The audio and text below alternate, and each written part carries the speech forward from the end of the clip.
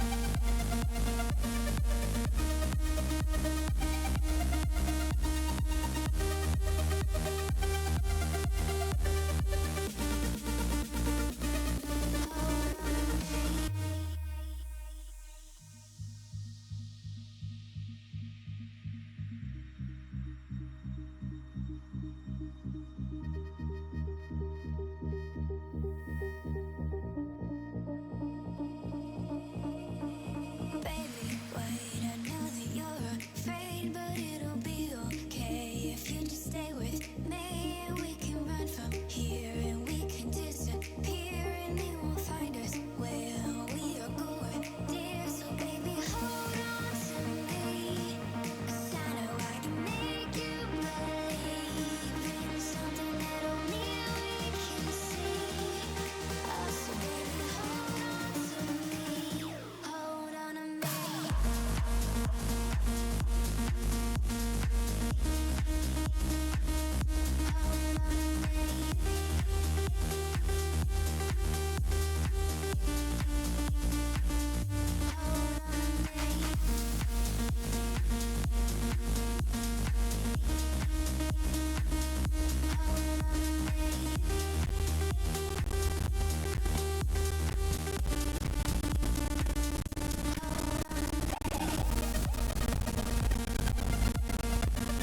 Traveling into the larger group of trees that I refuse to call forest, but I struggle to find a better word for, and had discovered that there is perhaps an odd vibe within these woods.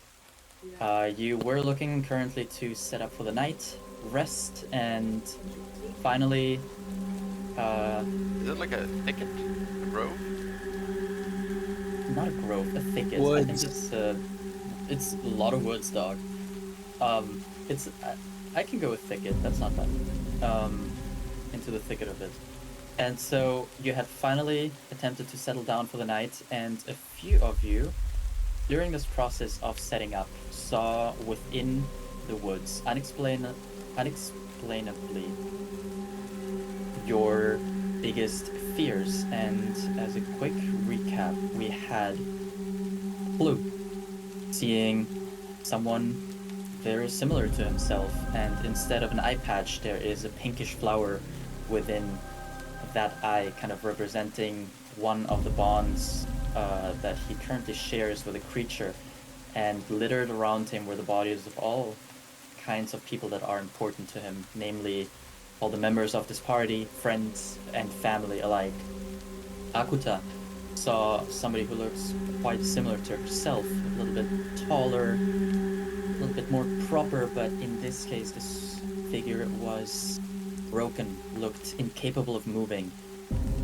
And as for Malachi, he saw also on the ground littered all his friends, which includes all of the party members. There is also Surprisingly, I did too. I'm just quoting. Then there was an Asimar within those as well, and they are not necessarily dead, I believe you said, but they were No, they were saying leaving you. Yeah, abandoned. Yeah, yeah, they were leaving you. And we had ended this situation with Akuta drawing her blade and rushing toward the vision of her broken sister while Clue pulled out one of his magic items and shaped a cover for everybody else in this group. So I had Akuta roll initiative. Akuta, you are currently on a turn tracker. Let me adjust the music for a moment. And with that, Akuta, it is going to be your go first. Now, I don't want to immediately reveal... Shit, what is that? That was just me rolling thingy. Okay. I don't Yeah, I want don't- to immediately reveal where these creatures are because the tokens will reveal exactly what they look like. But, Akuta, there is one here. That's the one that you're rushing toward. Malachi, the one that you had seen, was roughly 30 feet away toward the northeast. And then the one that Clue had seen was roughly 30 feet to the northwest. So, And Akuta, Akuta's the only one on the turn tracker, correct? correct. Akuta's the only Okay. one who has taken a stance to engage in combat here. Right. Akuta, as you rush toward the creature, or toward your sister, the moment you get within 5 feet of it, so just before you get there, and I don't know how you did this magically, but you landed immediately next to the token I placed on the map, you legend. Happy. It's so good. Yeah. This creature is going to use its reaction, skittering walk, and is going to move 20 feet as a reaction to you stepping within its range in this direction. And so you notice no noticeable change within its appearance. It still appears as your sister, broken as she is, bloodied. But the moment you rush toward her, she kind of gets up, begins to drag herself away from you. One final thing, as it is now combat, you are starting your turn within this creature's range and are within 30 feet of it. I need a wisdom saving throw against this creature. It is against the fright.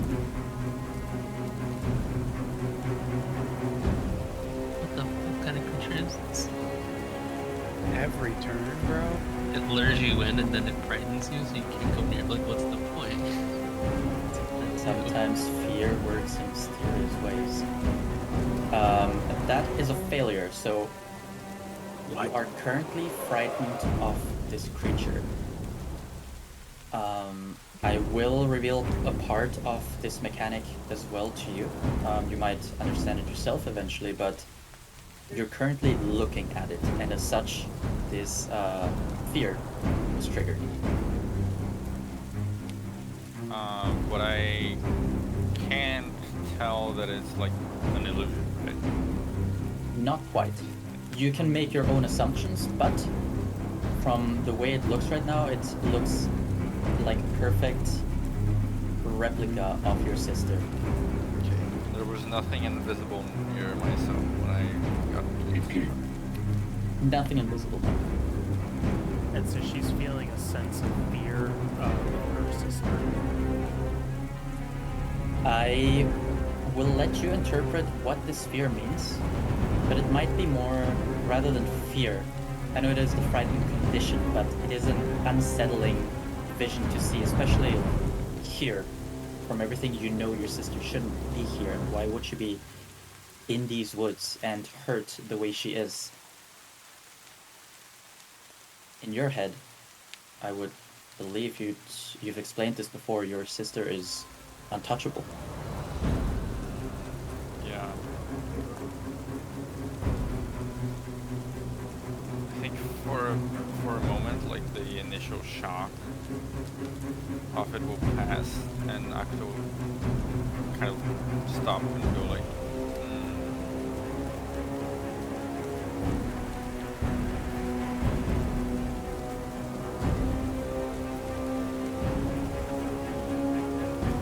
and then stay her hand on like the hilt of her katana and go like,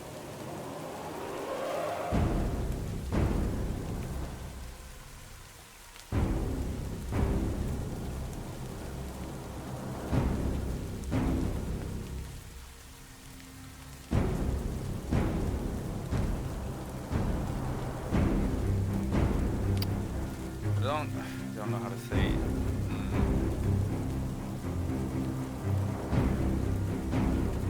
This is insulting.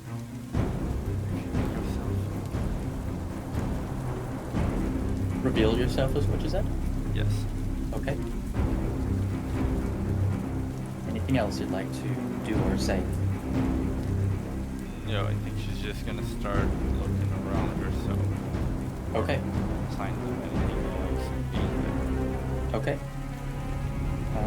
Let me just measure something, but I believe you are... Yeah, you are far away enough from the one that Malachi had initially seen. So, I'm gonna I'm not sure if resolve... you- Yeah, sorry, go. I was gonna say I wasn't sure how many turns they were gonna happen. As soon as Clue knew Akuta wasn't within the dome, he probably would have acted immediately. Okay.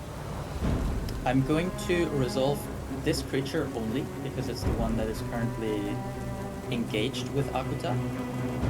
But once this creature is gone, then you all are free to roll yourself into initiative as well, and we'll continue combat as normal.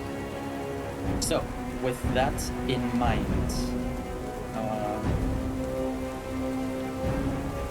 this creature now being active here, it is going to do the following. It is going to use its Living Nightmare feature. And so, because you are currently frightened of it, Akuta, you will feel within you a primal fear unleashed. Perhaps it's the sight of your sister this broken. Perhaps it's the... What did you say? You said it was disrespectful. That was not the word you chose. Insulting. Perhaps it's this insult, but now you're not entirely sure whether it might be true or not, or if this is a vision of something yet to come, or if this is your sister currently. Uncertain, but I'll need an additional wisdom saving throw.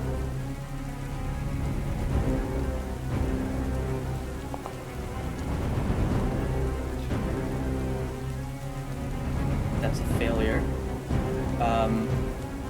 You, as this living nightmare now unleashes within you, scream loudly within this forest, completely petrified by this fear. Not actual petrified status, but petrified by the feature itself. And you lose the ability to speak for the time being. Additionally, what this creature is going to do is it is going to throw ranged, throw an attack at you, which in this case you'll see your sister kind of lift her hands, no blade in hand, which is odd to you again and already. And from both her hands she's going to release a Devour Fear spell, and this will reveal itself by being this these kind of whips of green energy that will attempt to wrap around your chest and do things. And do Ew. things. Oh god. You do not have permission to execute the macro extra summon. No! No, we're working. I saw it. It triggered now, a little late, but it did. That's odd. It's something we have Just to gave fix. me an error first. Yeah. So, it technically has advantage because you are frightened. However, no need. Doesn't matter. Because I goaded. But that is 49 points of psychic damage on the first one. And the second hit is coming in. Bing. With advantage.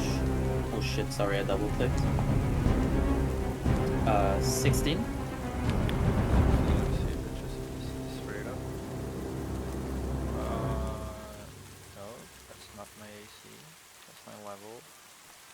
Where is my AC? It should be front of main page, right under the image. Oh, it's because I'm in like edit mode. Yeah, no, Oh. it misses. Okay. So one of these lashes kind of wraps around your body while the other one you somehow manage to dodge and step aside from, and begins to drain energy from you as it continues to fill your mind with images of your sister being beaten and hurt. With that, top of the turn order, I'm going to have everybody else roll themselves in, as I imagine at this point you would like to act. Question. Since Yes. Clue has now dropped this dome in front of us, and the creature that was causing the illusion is over there, I kind of am imagining like this group had previously been surrounding Malachi and walked off in abandonment of him. Is his vision of this illusion now cut off? You currently do not see that illusion. Yes, there is a wall in your way, so as of now, this creature is probably somewhere nearby, in its true form, until someone or something is able to see it once again. In that case, is he able to kind of initiate as well, but is he able to kind of shake off the feeling of mourning, all of that had instilled in him, and kind of regain his senses somewhat? Yes, as long blah, blah, blah, as Jesus Christ, my English today is struggle bus. From what I remember, everybody had succeeded on the initial checks against this fear. So all you had was the visions. So you should be Malachi mentally. never made the intelligence save. Never had that. Was not intelligence. It should have been wisdom. Was it with the With- second with- throw? Oh. You didn't, if you didn't have like the, if you didn't pass the perception check. Yeah, he made the perception check to be able to see it, but you never had him make the saving throw. The other two, Right. they- I'm pretty sure you just didn't do it. no, Maybe. I, Well, I remember because regardless, he you currently specifically don't- said Malachi yeah. was not doing it because he kind of dropped to his knees and wasn't acting yet. Oh, right. That's what it was. I think you yourself kind of instilled that within you without me having to do anything. So I was like, that's good enough. Okay. Um, but yeah, now no, that that's his true. head is kind of That's cleared fair, because yeah. it's gone now, right? Correct. Yes. Okay. Thank you. Yep. Yeah. So I believe that should be everyone. Yes. Okay. So top of the. Oh, sorry, I forgot to roll. Seri. Where are you, sweetheart? Here you are. Hey, Caroline. Up, up, up. It says Charisse is badly injured. I don't know if she ever got. I it. also just saw that she should You never healed her from the battle, did you? Yeah. Just making sure that you don't just like take one hit and then General Charisse is dead. No, you're so right. You're so right. I think. Oh shit! I killed her. Fuck. I think what happened. Also, Lyle's is- token has the wrong name still. Yeah. Just kicking one. I don't know how to change that though. Okay. That was Luke, my what favorite is your video. what is your dex? What is Plus your dex? 5. Plus 5. Did you just Rollies. ask me what my dex was as a rogue? I'm insulted. No, I thought maybe it was. Not everyone has max stats already. Level 12? You're making that? Are you what? At level 12? Those are Okay, people that hate okay, themselves. you wouldn't do that, but some people would. Do me a favor. Do rollies with cities. So that's gonna be a d20. Surely. Okay. Yeah. So I'm just going to adjust her number a tiny bit here to reflect that you go before her. Update. I don't know one person I know in my 20. entire D&D. I'm gonna change. Not Lyle's everyone is at the display stats name with as me, well. Maxim. We just happen to be. Every single person that we know in D&D. Okay. So, Lyle, you are now properly reflected on the turn tracker. I got Cool. you. Okay, Clue. It is your go now. As far as I remember, you said the opening you had was somewhere around here, right? It was directly towards wherever Akta ran off to. Perfect. So around here is good. You- What would you like to do? You currently I will- do not really see the source of what the hell she is chasing. I'll bonus action Blade Song, and I'll action see invisibility, and then I will make my downtown. Okay. walking path. Accidentally made this thing. I did not want that. Let me just check what see invisibility gives in terms of, or actually ping it for me if you have it open. I can.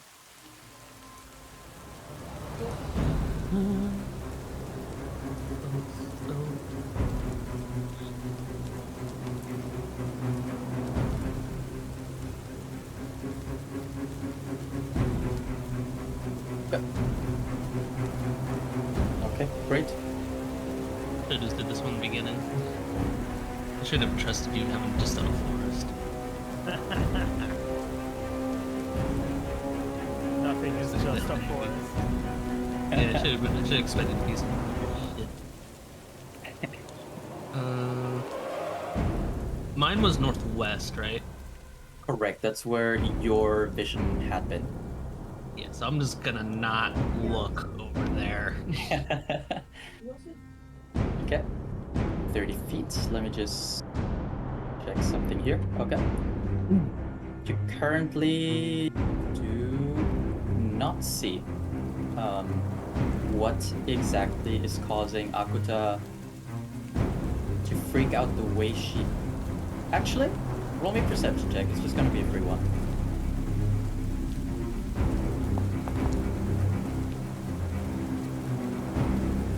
Okay. Now, you do see, once again, your greatest fear. However, you're currently within safe distance of it, so the fear is not affecting you. Okay. So, So Clue's now seeing Oh, no, you this moved a sphere little- down here. sorry, you moved a little closer. The sphere Oh, stays that's where it. it is. Yeah, I didn't see you had moved a little further. So in this case, since you are closer, I'll need the wisdom saving throw, please, as this feature afflicts you as well. Okay, that is a success. So although you see your friends on the ground, most of them dead, bloodied, hurt, or otherwise, you currently do not fear that sight. Which is, what a sentence. Do I see anything? Yes, your friend's dead on the ground. Okay, Like, it's here, sorry. I haven't revealed, again, the token because it would reveal what exactly it is, because I don't have a perfect, your greatest fear token for everybody. But that is what you would see there. well, standing atop all those dead bodies is a sort of twisted version of Clue and Bia. So, with that in mind, I won't do anything because I used my action and bonus action to do things. Okay. So I will just stay with Akta and sort of like place my hand on her. Like, what does Akta look like right now? I mean, would that attack did psychic damage, right? Correct. So it leaves. Does it leave like no visible marks? No visible marks. I think for the sake of storytelling, there currently is still this like green tether between yourself and this creature. But that is obviously magical in nature. And you, Clue, I suppose, would see it from the perfect twisted copy of yourself that is currently holding out a hand and is doing something to Akuta. But in terms of other physical injuries or anything of the sort, nothing necessarily. But Akuta can describe how else she's looking. Probably just looks very drained. Like not in the healthy, you know, I'm slightly sleep deprived kind of way, but actually You know when Geralt drinks his toxicity starts to get a little high, and he gets like pale in the veins, etc. Yeah. Octoproto looks like a little like that. Okay. My instinct was like, you mean when he starts getting toxic in game and like people start hating him? I was like, oh wait, yeah, no, that type of toxicity. Yep. And she looks pissed. Okay.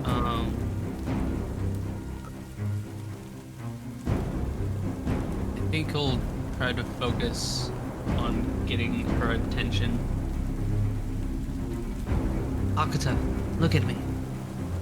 Can I tell that whatever's happening, since I saved on all my checks so far, that it's not real, per se?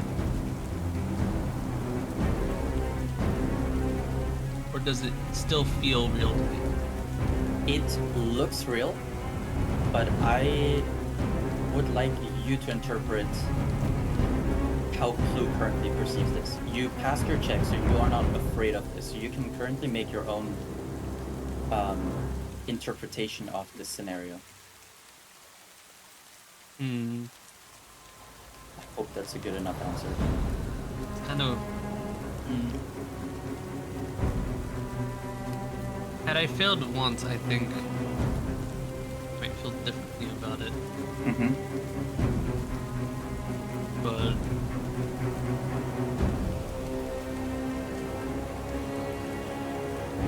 I think he'll actually ignore the fact of whatever is happening, like whatever fear he's seeing right now.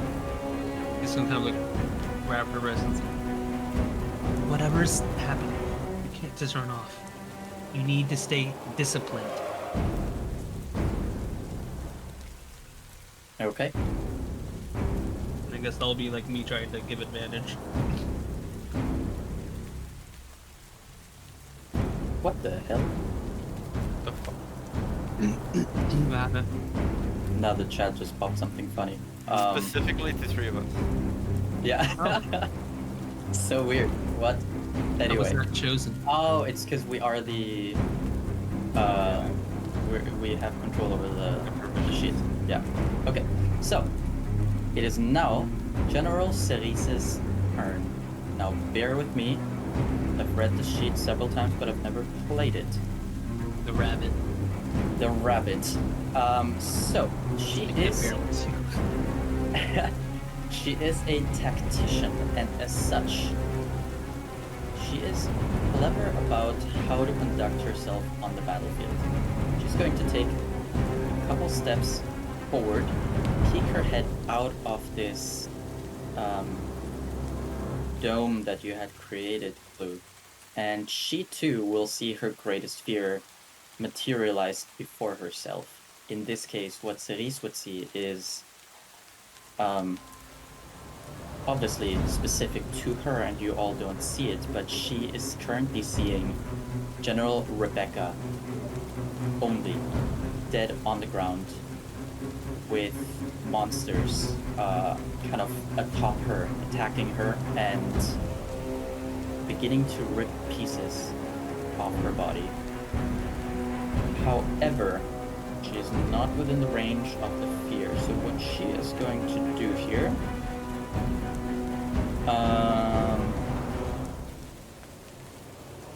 she's going to use a feature here to...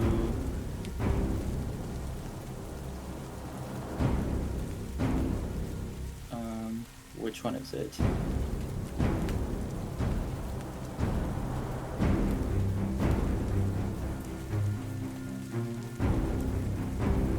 She is going to use her battlefield presence first. And she is going to grant Malachi advantage on the next attack. Sorry, an additional... Oh no, you have an additional attack on the next time you take an attack action on your turn. So that will be... Keep that in mind. Then, additionally, that will replace one of her attacks. Then, additionally, what she would like to do here is go going to also use a leadership die to use her feature Urgent Orders. And so she's going to speak to you, Malachi, and you can move immediately using your reaction up to 30 feet without provoking opportunity attacks, if you'd like. So that way, she is wanting to move you so that you can, when your turn comes around, immediately unleash whatever you have prepared. And finally, she is then going to equal to the number. Okay, she's also going to, in addition to this current urgent orders, use press the attack, which will additionally allow her to move one more creature. So she is going to focus on Akuta, and with the help of clues words and her own command now as the general of the Revolution, she's going to tell Akuta, "Young lady, get up and run back immediately." And Akuta, you immediately, if you'd like to, using your reaction, are able to and allowed to move up to 30 feet.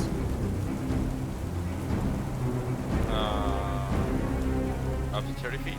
Yes, or whatever your movement speed is.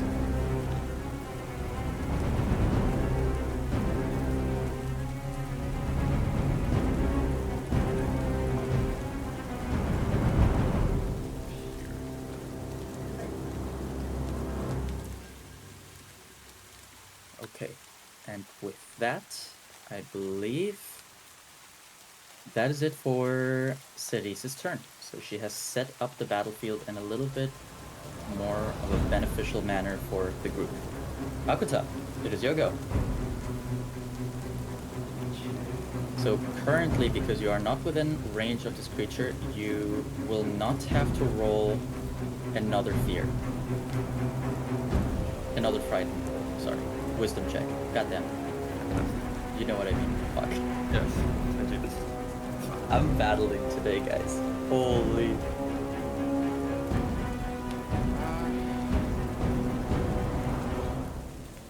I mean, there's nothing I can see that needs hitting immediately, right? Would she technically see her sister over here now? This creature has stepped back a little bit for the time being. Okay. I don't want it involved in combat quite yet. Oh, so Malachi but- doesn't see that as it comes out either? Correct. The other two that were there currently are at the moment out of sight. Okay. They're choosing to stand back. So does he see his dead friend or his friends walking Correct. off that way then? Okay, walking away. Yes, you would see your friends over here. Akuta, you still see your sister over here, but besides that, nothing else worth hitting.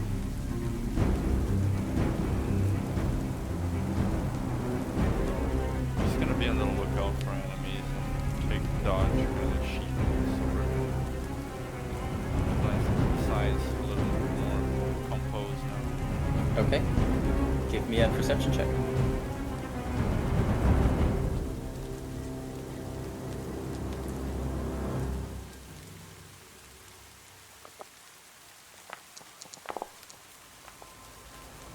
Mamma mia. You only have eyes for your sister at this moment. You're looking around quickly here and there, but you don't see anything besides the trees. It is currently darker and later at night, so it's a little bit darker, and there is an eerie vibe, an eerie silence besides the sounds of battle, but you don't see anything else worth noting as of now.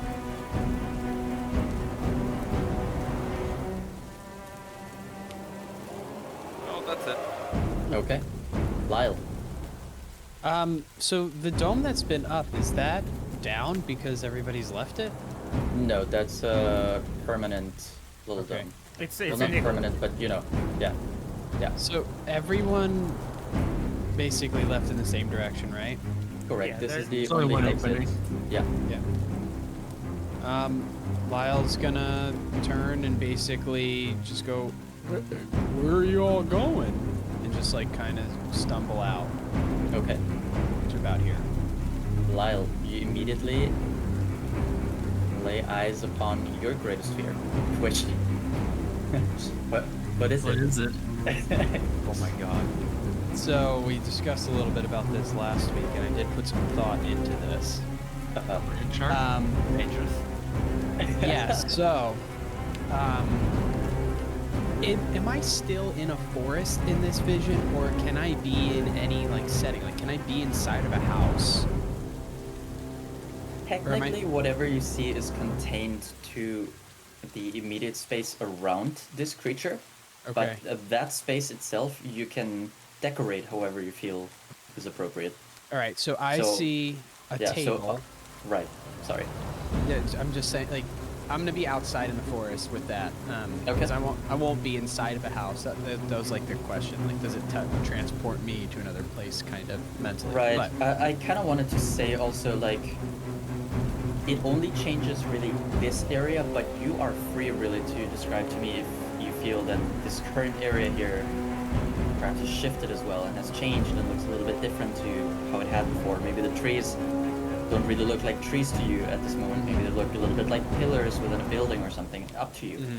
right. So I'm just gonna say that in the space of this creature, I would be seeing No! a kitchen table with an adult female turtle with like an apple in its mouth, and behind it, on the other side of the table, there's a floating shark with a fork in one hand, a knife in the other, licking its lips.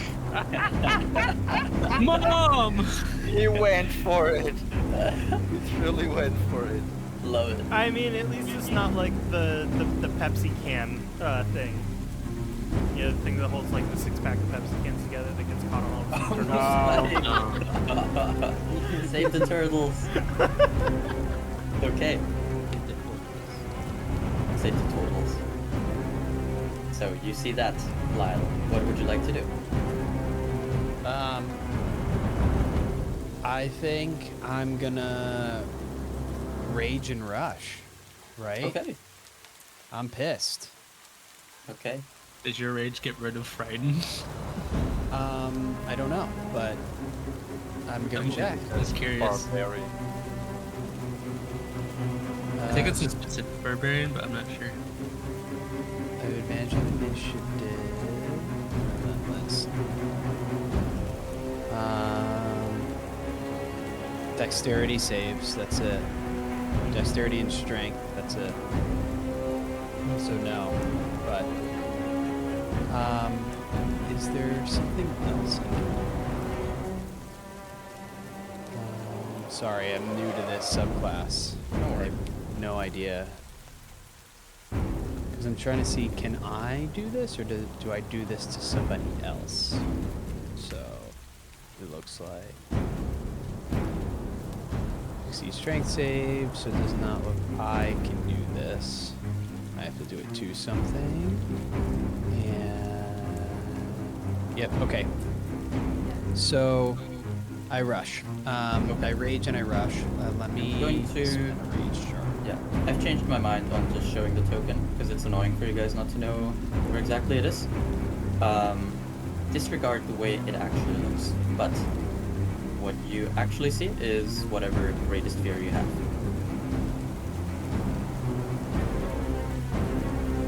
Okay.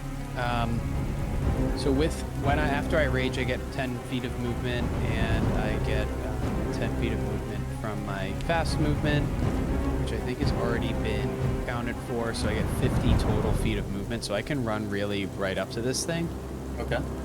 Now keep in mind you had walked out of the igloo as well, so whatever Right. that movement mean, was. That's 15. I was in the center, yeah. So Yeah, so you can get very close to it. right. I'm gonna get within 10 feet of it. Okay. So I get one closer here. Okay. So you will need to, as you step within its range, need to roll a wisdom saving throw. Wisdom save coming right up. Nope. Okay. So you are currently frightened of the sight that you perceived before you. Your mom's about to be. So, do I hit that as soon as I enter the radius, or am I hitting it once I finish my movement? Technically,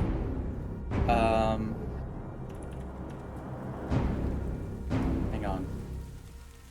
Nope. You know what? I apologize. This would trigger the next time you start your turn within its range. So I'm Yeah. not feared yet. Yet, yeah. So So next next- turn, this okay. will apply.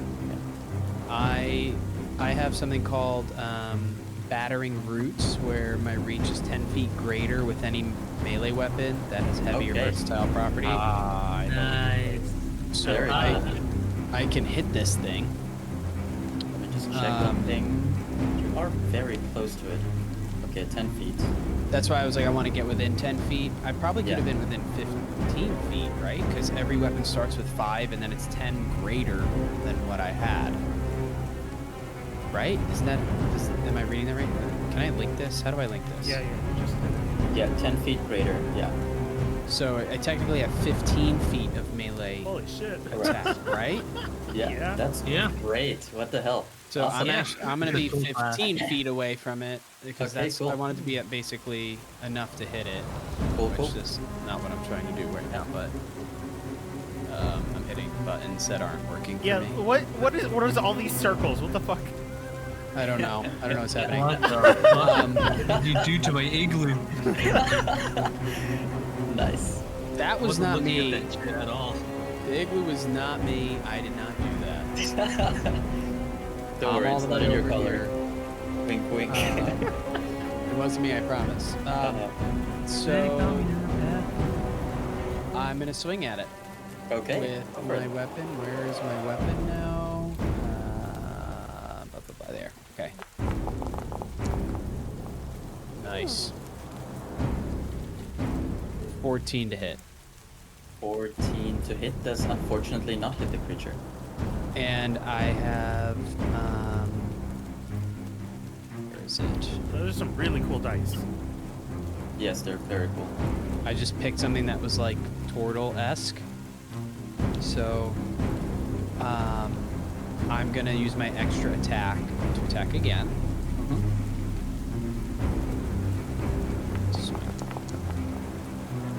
17. 17 unfortunately just misses. No way. Yeah, let me just Um, double check so I'm not fucking cheating.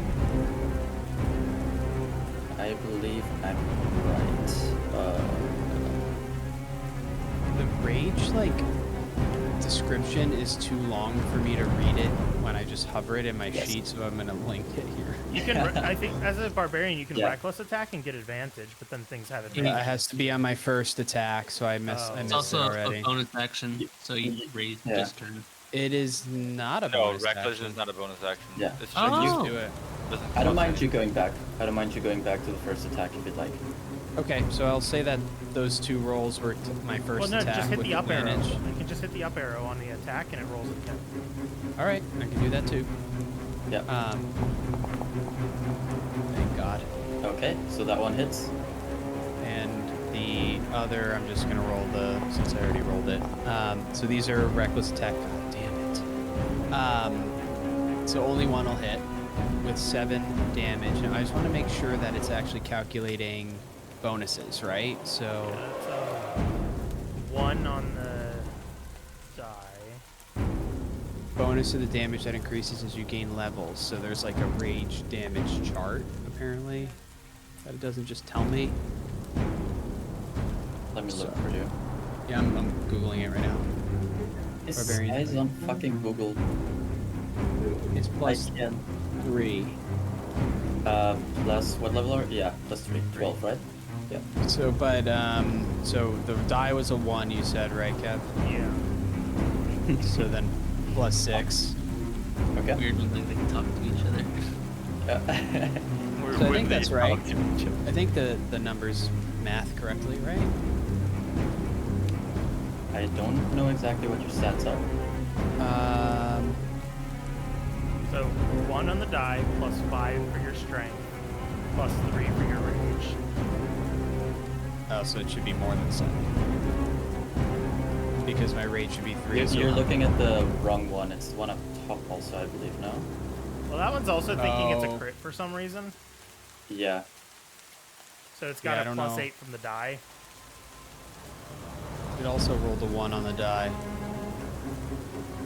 Yeah, they both rolled So 1 one- on the die, which should be fine.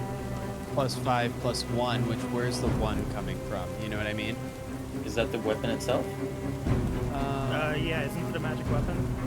It is, but I Plus don't one? think it has a plus 1 to it. Does it? Unless maybe it does. I think it does, because Nick's had me help make that weapon. Okay. I believe, then- yes, I believe it does. So then it's just an Um, additional 3, so 10. Correct. Okay. So 10 damage, Okay. and then I get to What's your choose a rage special bonus? attack. Oh, I already used the bonus action, so I can't. That's what I'm saying. So yeah, it's 10 with the rage bonus. That's what we were just trying to figure out. Okay. 'Cause I don't know how to activate like rage on the sheet so that it just like applies it. You know what I mean? Because I like clicked it and it just links it, but it doesn't actually use it. I can make my use down to 0, but I don't know if that actually like applies the effect. You know what I mean? There's never a For a second. skip week or something. We need like a day where we just test shit.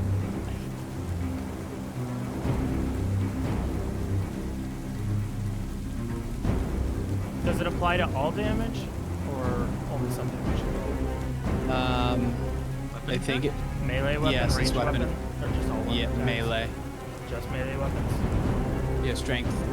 When you make an attack using strength, either weapon or unarmed strike. Jax is now in the battle as well. Yeah. What are you doing here? So I've subtracted 10 points of damage. Is there anything else you have? No bonus action, movement. That's it for me. And I'll Okay. remember the wisdom save from before that will Yeah. take effect at the beginning. Okay, we can reroll it, I don't mind. Okay. Great. Malachi, it is your go. Reminder that Cerise has given you a pretty significant little buff here. Yep. this turn. Lyle, you should now get a +3 on your damage rolls. Okay, thank you. Okay. Malachi kind of has run out here and now sees the same group of friends that was previously over here, now walking away from him down here. He closes his eyes and just collects himself for a second and says, "Servant of Lucifer, none shall warp your mind." And he uses his Devil's Servant feature on himself. Okay. Making he is now immune to frightened and charmed conditions. Very cool. I like that. And what did it look like to him when Lyle attacked what appeared to be his group of friends walking away from him? Oh, I apologize, sorry. I got caught up in the dice, but I wanted to describe something to Lyle as well. The moment you hit the creature, the vision that you're seeing before you of your sister being, your mom almost being attacked by this shark and eaten, kind of cracks for but a moment before it reshapes itself, and you see before you what looks to be just kind of like sticks and roots and other plant life kind of worked together in a kind of supernatural manner, standing there at a very odd angle, turning its head in every which direction, unnatural speed, looking at each one of you individually, almost as if attempting to keep its illusory form for each of you consistent and up. And then it reshapes itself back into your current vision. To you, Malachi, and to everybody else, you would have seen whatever your greatest fear is being attacked and battered by Lyle. And so it didn't have that same kind of itching effect for us? Not to you. No. Okay. He will kind of then keep his eyes downcast as he rushes forward at this vision that he's now assuming is fake because it teleported from one spot to another, and there's no way that Midas could possibly be here in these woods. If something is messing with his head. And he will just rush forward and claw at it with his arm, only looking at it at the last second. Okay. Now, since you are within 5 feet of it now, you see this creature more clearly. It's not just Midas and your friends there. Instead, all of these visions kind of merge into one for a moment, and you see the same creature that Lyle had just seen, partially. There's still parts of your friends within this creature's body, some of the limbs that it has, some of the, its head is kind of cracked in several parts and reflecting portions of your friends' faces. But you can see that there is more to this creature than you had initially seen, or less of your friends to this vision than you had initially assumed. I don't know why. Why is it showing both attack and damage? Hello? That's advantage. Oh,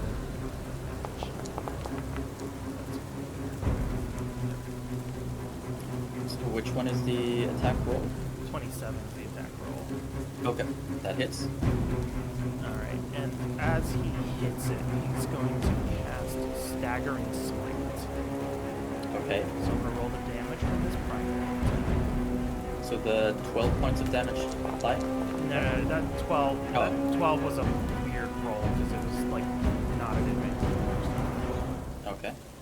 So it's 21 points of damage. What kind? Psychics, or necrotic, sorry. Necrotic damage. Okay, great. And then his Staggering Smite will activate. What must I do? Should prompt for a Wisdom saving throw. It's going to be at disadvantage because of his devastating touch. Okay.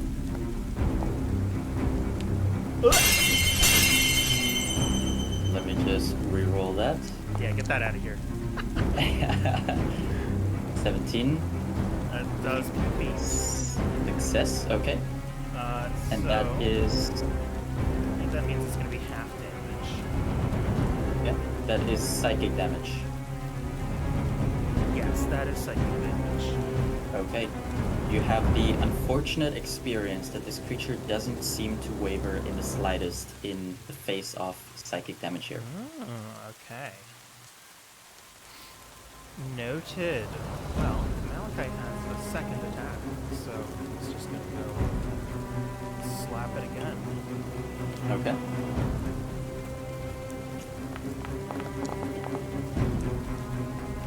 Hits again. And that, it didn't trigger as such, but that's actually a crit because Okay. of another one of his invocations.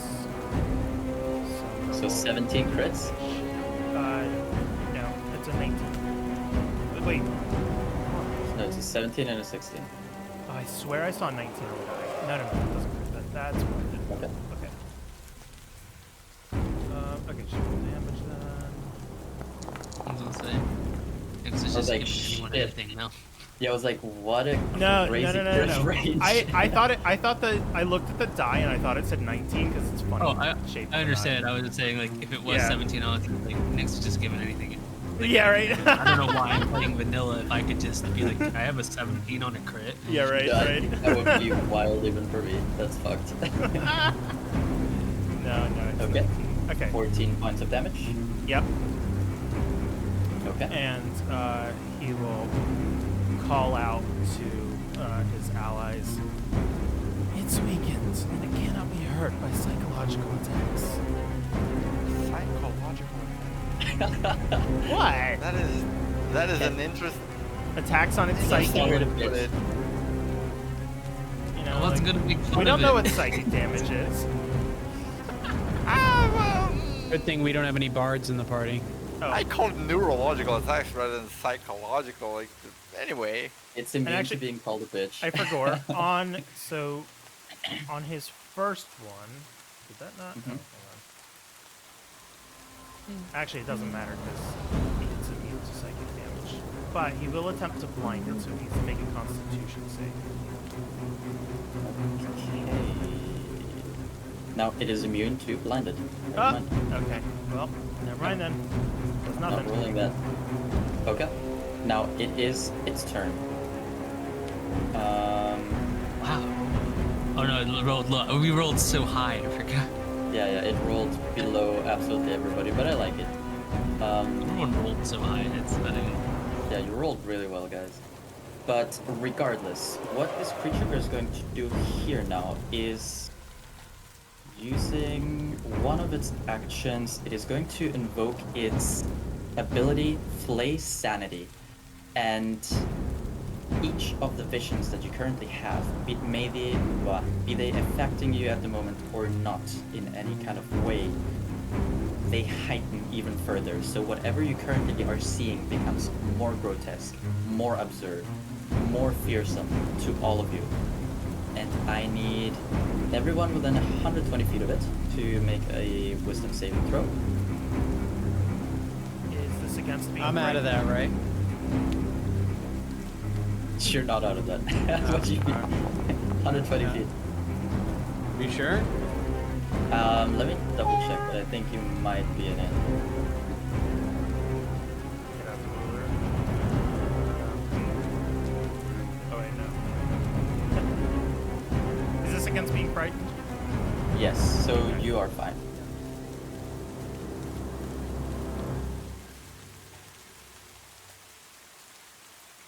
Okay, is that everyone? Yeah. Fail, success. I'm gonna have to roll for cities. So, let me check, I believe this lady had a feature. I believe the first time I used staggering smite, it's immune to psychic damage and succeeds from being stunned. Yeah, I was kind of like, oh, so it's just immune to whatever Malachite tries to do to it. Oh no, the stun was a successful roll. It's breathing but- into the sheet. Yeah. The stun was a successful roll on my It's a portion, good thing on my his hand part. does necrotic damage, otherwise it would just be immune to fucking everything he does. Actually? No, I mean not actually. He can change the No, damage. no, type I his meant, hand I was does. gonna say, actually also immune to necrotics. Super cool. The Oh, enemy's true. Name, the enemy's name, General Mahoraga. In that Whenever case, we should Malachi just attacks leave. it, the hail just like clocks, like. Okay, so she is able to do the following. She has an inscrutable mind, and so she's going to use a leadership die to try and avoid the fear as well. And she does not succeed on that, so she is feared as well. Now, for those of you who failed, which is everybody except Blue and Malachi, you are fine. I'm going to need you to please roll a d100 followed by a d10, as this Flay Sanity is inflicting short-term madness on you as well.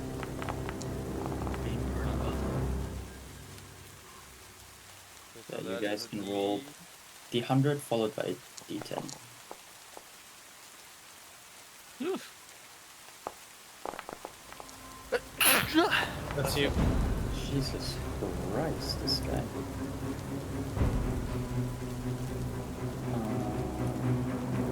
Okay. So, let me go through this. I have Jax with a 72 and a 10. 72 Jax and a 10. So, first off, sorry, not Jax, Lyle. Yeah. The eldritch horrors are revealed to you, bathing you in fear, and the second one was a 10, yes. That's obnoxious.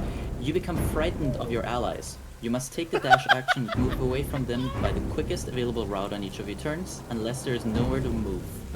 Okay. If you start your turn in a location where you can't see any of your allies, you can use your action to end the madness. So keep that in mind. And then we had Akuta with a 48 and a 3. Your posture crumples as you try to make sense of the insanity before you, and with a 3, you desperately look for a parental figure that can protect you. Once you find such a person, you latch onto them and refuse to leave their side no matter what. Mama Saris! Mama. Thank God it's not me. And I may have to roll for Sillies. You would be chasing me down because I'd be running away from you. Wait, that would be so funny, actually. Father runs away from the Alamon. As for Cerise, the revelations from beyond afflict you, and with the 2, your body ignores all pain.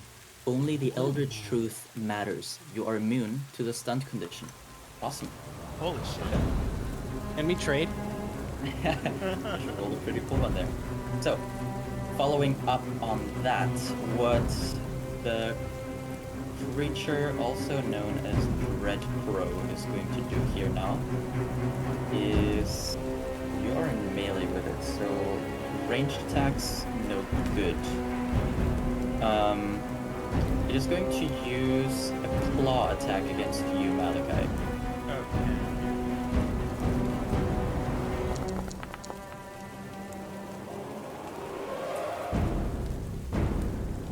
A dirty 20 does in fact hit. Okay. 24 points of damage. There's a healthy split of slashing and psychic. Oh, cool. His resistance to psychic does automatically apply. Yes, it's very cool. But he's also going to use his feature, Devil's something. Which one is it? Shoulder? That's just all the features. I mean, you're not wrong, but yes, Devil's Apprentice to have the damage to himself. Okay. And it is otherwise going to use its final attack, Devour Fear. It is a ranged attack. You are... Hang on, it's going to use that on Lyle. Lyle is currently afraid of it, so it has advantage, but it has disadvantage from being engaged with you, so it's just a flat roll. 15 to hit you, Lyle? That misses. Okay, so It it once looks again like- will lash out with one of these green tethers of energy, but you are in the process of running, and so Sorry, it's... keeping it honest. Yeah. You did reckless. Oh, yes. Yes, Right, yes. it that's- doesn't gain- fish, does- crit fish. Yeah, it doesn't get double advantage though. No. So it Oh, had I already had advantage from its... Yeah, it had advantage from its natural ability, disadvantage from being engaged with Malachi, so it's just a flat roll. Oh, okay, cool. Yep. Thanks. But thank you. And... Let me just roll one thing If you for get hit by an myself. attack, does that help break Frighten or no? Because I'm like, just take it, just take it. This one kind of is feeding on that fear, so I don't know. I don't believe that's part of the feature, no? I don't know. Of the condition. Let me just check. Did Frighten just change curious. in your rolls? I'm just curious. Yeah. Right. No. Okay. Yet. Okay, top of the order. Blue. Back at you. I don't have to Now make you- a save from this far away, do I? It's 30 feet, so you will have to make the save at the start of your turn. Look at that. That is not a success. That would be feared. Right, yeah. So, for clarity, the DC is a 16. I'll just choose 616. Okay.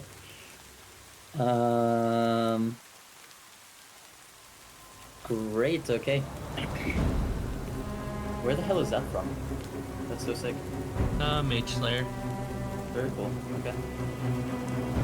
And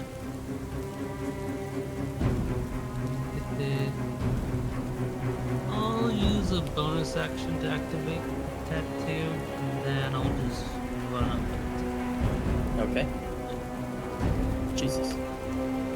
Okay, so as you get within its range, also parts of its truth are revealed to you. So all your friends that were kind of gathered on the ground, fallen around yourself, begin to kind of merge into your twisted self, and you'll see cracks within the reality of this creature, and you'll see portions of these several crooked limbs, this one odd head on its shoulders that is looking in every which direction, and in particular kind of glaring down at you at the moment. But you are aware of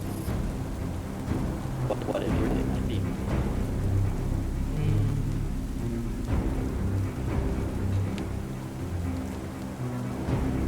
I will.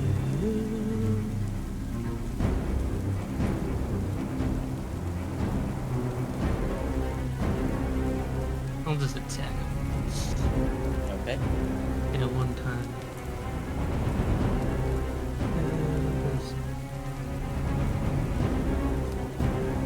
I like that my thing remembers. How does my Devil's Dice macro keep getting deleted? What the hell? I'm deleting it. I'm Didn't want to sure. tell you, but yeah, 29 hits.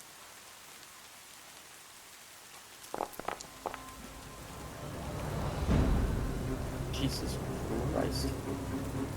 39. What kind of damage are these? Damages. Let me count the. Sorry, is it 29 or 39? It's 39. Okay. This is why I need to separate all my damages. 2d8 of it is thunder. Okay. That's 6 thunder. 5d6 of it is sneak attack damage. I don't know what that counts as. It's the weapon. Copies your weapon. Your weapon. Yeah. So piercing. So it'd be thunder, piercing, and radiant. 2d6 is radiant. Okay. Now, in particular, as you strike this creature with this mixed bag of damages, you'll notice that as your blade shines, as it tears through the vision of this creature, for a moment it locks up and ceases to move. And all of you around here will now become aware of its real form. And before you, you'll see this large creature, probably 6 to 7 foot tall, lanky, far too many limbs that are not really limbs. They look like parts of wood, a couple of branches here and there. There's vines twisted around its body and atop its head rather than an actual head or anything plant related. There's just this pure silvery orb with one eyeball at its center. It is currently standing still.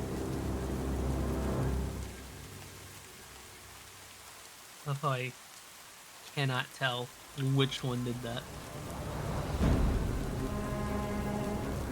Too many damage types. However, remember the new rule also. You have struck its vulnerability. I don't know which one it is. Oh wait, locked up. Okay, never mind then. Right, yeah. So you have struck its vulnerability, which means you have one additional little move at hand now. So you can move somebody upward in the initiative order, or you can be top of the initiative order yourself, but that's already the case. So you can do with that as you please. Do you want it to be you? I get the feeling that you want it to be you. I don't care. Yeah, I'll move up Malachi. And it makes sense, he's right here. Okay. So Malachi, once Blue's turn is over, you'll go immediately after him. Hopefully. That's cool. That's a really cool one. Thank you, I didn't steal it from anything. Alright, I don't know.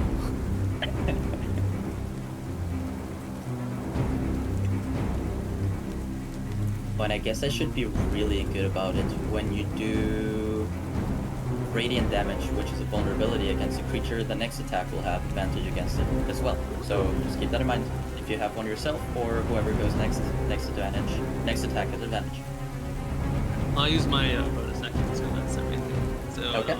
bonus action. That should be it. Okay, so through the power of friendship, but also tactical insight, Malachi, you go immediately now, and you have advantage on whatever attack you do next. Did this thing's true form kind of look like a bug? Not really. It looks more like a scarecrow. Scarecrow. Does it look like it's like actually made of straw? Say that again. Does it look like it's actually made of straw? Not straw, but a more twisted. It is standing kind of in the way that you would imagine a scarecrow to stand, especially now in its locked up position. It is standing very tall, very straight. The limbs themselves are kind of hanging off its side, a little bit twisted and tangled. It is not made of straw, instead some, like an amalgamation of plant life that should probably not be life anymore. Wow. This thing looks like it's made of flames. It's worth a try. And Malachi's arm becomes wreathed in flames as he reaches out and strikes it once again in what he imagines kind of like the throat area to be. Okay. It's gonna be better this time.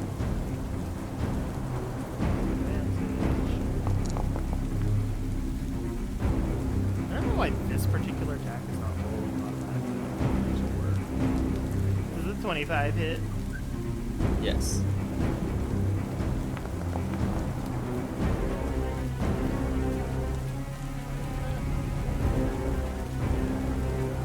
Okay.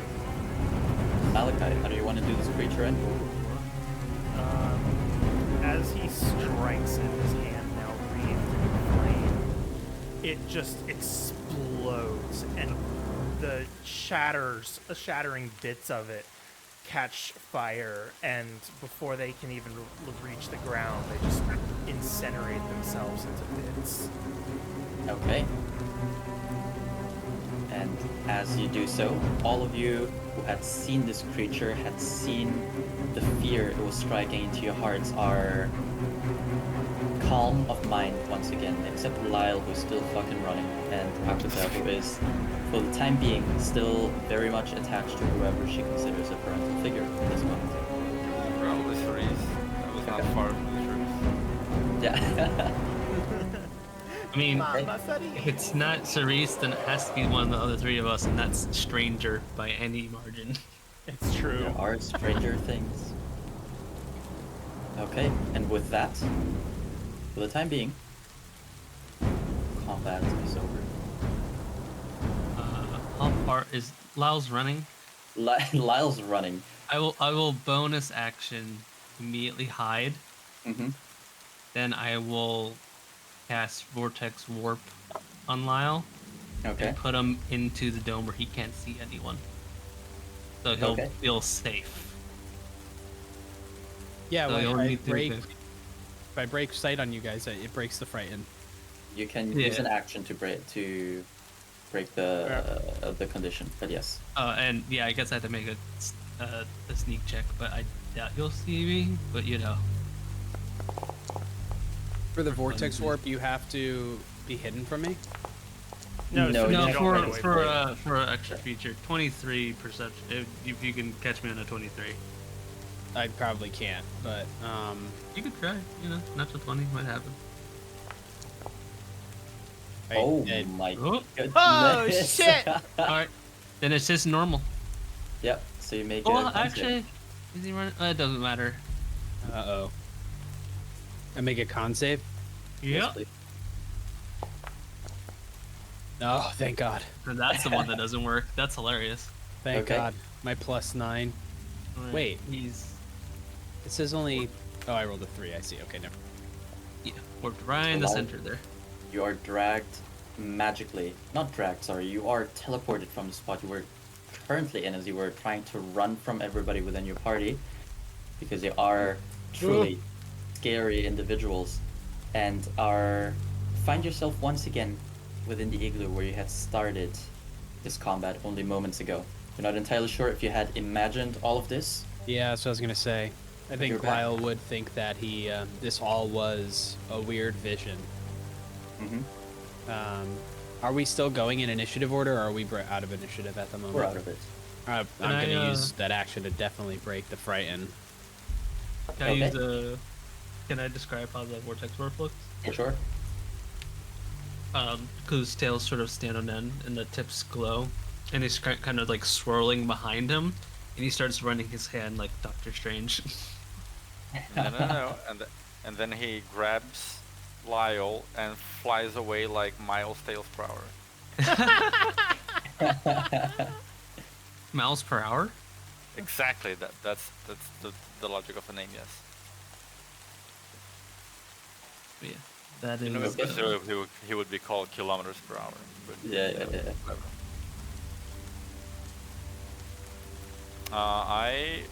Do I also break off of the things anytime soon, or does it stay After a for, few like- moments, no. After a few moments, it is only a short term. So you're currently hugging Cerise, who is a little bit confused by these. No, she wouldn't hug Cerise. She was just Okay, like yeah. she was just like sort of like Neo beside Cerise, like in Seiza, sort of like awaiting instructions. Okay. Yeah, Cerise is a little confused by these sudden signs of subservience, maybe. But she's going to pat your head for a few moments until you find yourself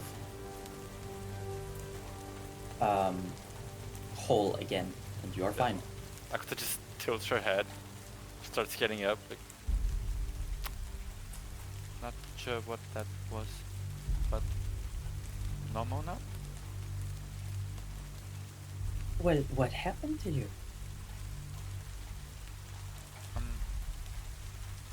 Saw sister wounded in forest, but took a moment to realize sister would never be defeated, especially not in such a place. Afterwards, not sure. Felt like Bunny Woman was respectful teacher. I understand. So we were all affected by a special kind of individualized fear. Yeah, I saw something as well. I don't wish to pry, of course, because I believe these things might be quite personal to each of us, but What was it? it might.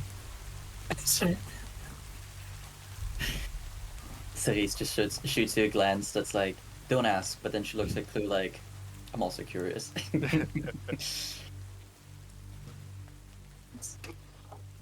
Blue, he smiles, but like it's like a smile of I'm not telling you. We should probably, for the time being, rest within this peculiar construction of ice that is in this forest here now. If you give me a minute, I can get us something a little bit more comfortable. I only did that because of how sudden they came at us. Honestly, Are you able to keep it up for the time being? My intuition tells me that so long as we do not see them, we are fine. I can, but also, Lyle did seem to be terrified of us. Kind of peeks into the igloo. How are you doing, Lyle, right now? He is like sitting there with just his head out of his shell, Mm-hmm. looking around. You see who peeked in? Cerise, you're a general. Yeah. He'll just turn to Cherise and just say, I had a really bad nightmare. I understand. Don't worry about it. And she'll turn back to the rest. He is fine. He has this peculiar way of dealing with traumatic situations and somehow is able to rationalize them. I don't quite understand how he does it, but it's truly one of his greatest feats. I'm just glad everyone's okay. Very well. Come back here, Shadow Boy. No, guys would have moved back after taking a look at this thing. Can he like glean anything A second about, person call him Shadow Boy. True. Can he like You- figure out like what this thing is from like the glimpse he saw of it before it completely shattered? For sure, give me an investigation check.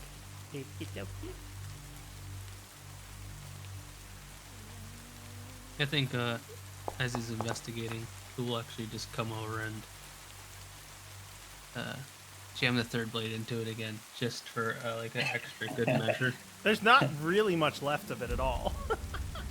Don't care. It kind of like pops So- like a balloon, and then like the shrapnel burn in midair. So, with a 9 investigation, you don't know what this creature is, but you do understand that it was magically contained in some peculiar manner, especially as you had inserted the fire into its body and blown it apart. You realize that whatever like magical chains were containing it and keeping it together were broken in that moment. I will say, just due to the fact that it's currently unmoving and you will have a little bit of time to look into it and at it, you will see within the remains of its body some of these branches and otherwise plant life that were making up its body, bits and pieces here and there of it have a golden sheen to them.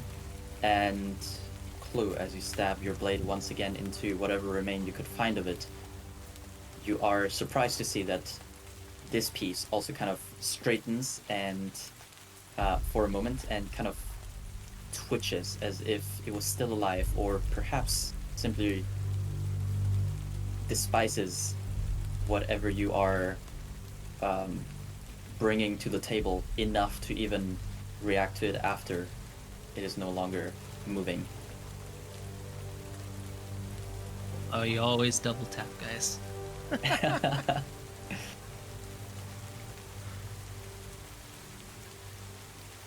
Alright. The ice dome should be up for about 10 minutes. Then I can get started on the other dome. True. Can you make it opaque from the inside so that we can't see those things anymore? I have a feeling Yeah. I wasn't alone. I first saw my vision off in this direction, and then suddenly it was over here. Yeah, there may be 2 more of those. I saw mine to the northwest. What a strange forest we find ourselves in.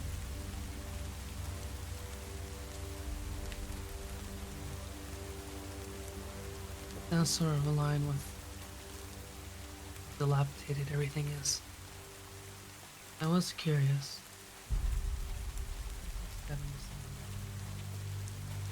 They're humid terrain. It'd be more lively. It's true. Creatures do tend to flourish in that sort of environment. Sorry, what was the word you said? Clue? You said something drain? That's not what you said. Dilapidated. Or Looking sort of like I came up with a terrible well, you know, like when a flower dies, it kind of like Yeah. it's sort of wilted over. I had a way crazier comparison before, and I was like, don't use that one. Why would you? I was gonna say, like, you know how like balls when they get like older look like a Jesus lot wrinkly? Christ. Yeah, keep that one in the draft, bro. Yeah, that's why it was my first thought. Shriveled. my god. But and if we see them again, it seems like they don't like light. So let them have it with your favorite spell. Did it seem like the fire did anything, like from the hand? It kind of, I know that was the finishing blow and it exploded, but could Malachi tell if that seemed to have any extra effect, or was it just like normal? You would have noticed that the fire caught a little bit faster than you would expect in this rain. So usually when it's raining like this, fire probably doesn't catch as well on certain items, but this caught faster than you would have imagined. So They also seem to be made of plant matter. That attack where my arm was wreathed in flames worked very well against it.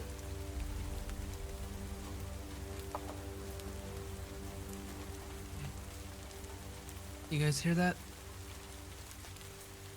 Any sort of attack that worked with light or with fire? understood. So you two are probably our best bet in case these creatures were to return. So I am going to do whatever I can to ensure that you are our front line as quickly as possible. Yeah, no, you have a... Your voice really cuts through, like, all the action, honestly. Oh, merci. I have been told many times. Don't you agree, Lyle? Well, I guess that makes sense. Very loud. Akita, that was, like, the least nice way to say it. Well, she's not wrong, but not to boast or anything, but there is a reason why I am the commander-in-chief of the army. That's the reason? Oui, oui. I have heard that joke a few times. Yeah, this... I already had to hold my tongue because Akta doesn't do jokes. But I was gonna say Lai was a little bit shell-shocked. You know, I do Jesus like the Christ. idea of Akita just does like really bad puns. Honestly, those are good puns. I don't gonna lie. Those are pretty good puns. But just like it's just like dad jokes, deadpan Completely- dad jokes. Yeah. It's almost to the point she doesn't realize how funny it is. She just says it. Yeah, it's not jokester. She's just saying it. But yeah, I'll get into the igloo and wait a few minutes until wait a few minutes to start on the hut. Okay. What were you guys doing outside? Those creatures lured us out there with visions of horror. I'm sure you saw one as well. Wait, you had a bad dream too? It wasn't a dream, it was an illusion. Oh. Dreams happen when you sleep. Illusions are magic shown to you to make you think something is happening when it isn't. But I was here. Yes, but was your fear actually here? Because it's gone now. I don't get it. That's okay. Yeah, it is okay. He puts a You hand like- on his shoulder. You like made him realize that it's okay. Like, Well, Yeah, there's no judgment on Clue's face when you say it. He just kind of nods. He's like, yeah, that's fine. well, with a safe spot secured for the night, we should settle in quickly, make sure we have watches up at all times, and then move as quickly as possible during the day. I don't believe we should linger any longer than necessary in these woods. There's definitely something weird. And Clue will kind of. Do you think we can make it through them in a single day? That would be ideal. I believe if we don't stop anywhere else and are not stopped by anything, we should be able to. Our group moves relatively quickly. We're traveling lightly, after all. Then let's do it in the morning. I'll take the first watch. Very well. Now don't get afraid out there, eh? Don't worry, it won't get me again. We do come back into the town. If you get scared, come back inside. When Clue sort of sits in the center of the igloo, he'll sort of sit crisscross and place his hands together and start forming the hand signs again for the hut. And as he does so, you know, he's sort of chanting sort of words in his language that Akka sort of catches of protection, sacred ground, blah blah blah, like all these things. And as his tail sort of lifts up and start glowing, it's like bits of the igloo start sort of chipping away, like down, piece by piece, before a dome is sort of surrounding it, and it's completely displaced it, and it shatters fully, and then it flickers opaque, and we can no longer see outside the dome. Okay.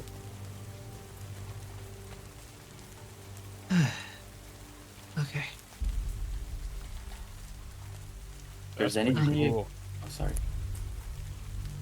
Thanks. There's anything you guys would like to do before the rest? Now's your opportunity. Otherwise, I think it's good to move to the watches and proceed. I think Clue will talk to Akita for a moment. Okay.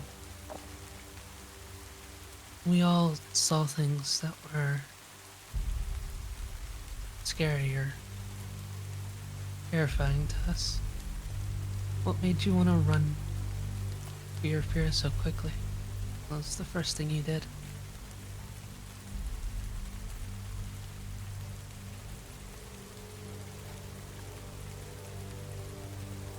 Because it was my sister.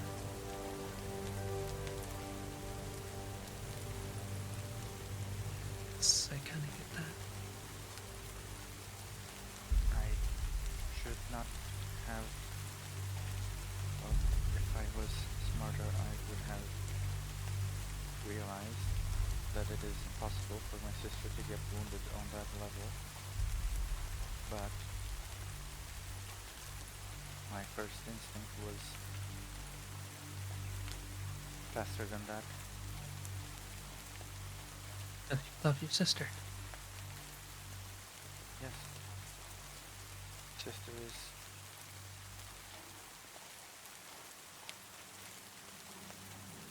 very important.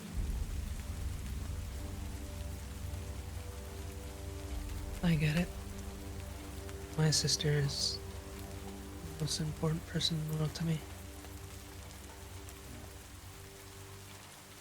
I think love like that is actually important than smarter. Yeah.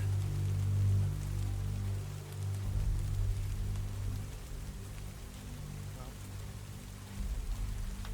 I can't really do anything for my sister. You don't think? No, I cannot. Does your sister love you? Gonna tilt her head. I don't know.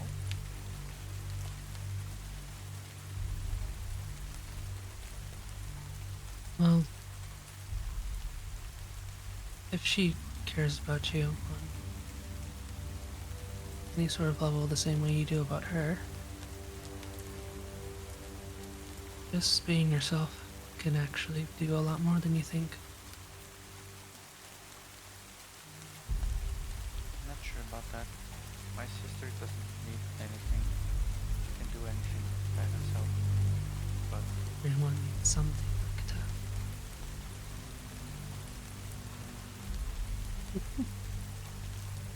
But maybe I have much to learn still. Your sister is a prodigy, right?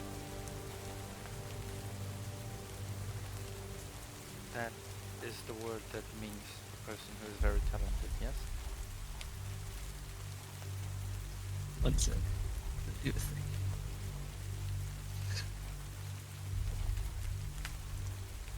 Tensai. Shindo? Tensai Shindo. Yes, yes, yes. Well, I'm 7. People throw that word around to me a lot too, honestly. Maybe your sister's a lot more talented than me. Akita Even immediately nods, like, That's correct. Who like makes his face is like, well, we've never fought, so don't fucking. Takes like a media offense. He's like, bitch, I don't know your sister, but like, I don't know if she was strong. Was she? Did you? Who's this guy? Did your sister fight a dragon when she was 7? Well, she couldn't have. Dragons of our land are far stronger than whatever are looking around. kind of like dismissively says, like, no.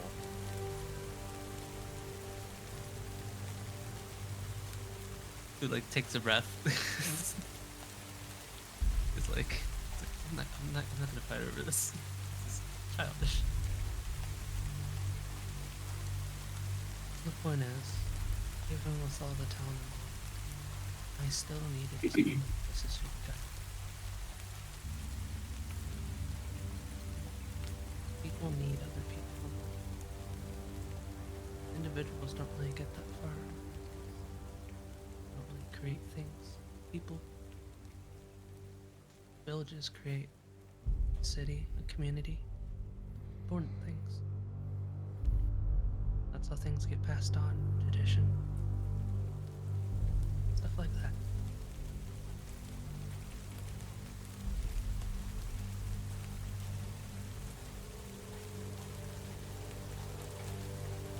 I'm just saying. I don't understand people who do anything or feel like they can do anything. As those people that wanting or needing.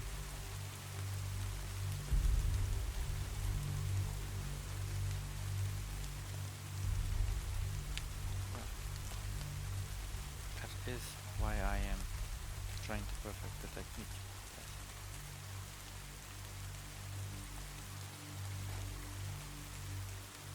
And that makes you a genius.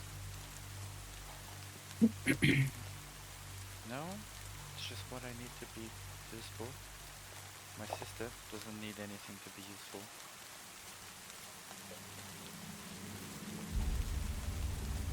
What do you think a genius is, Akta?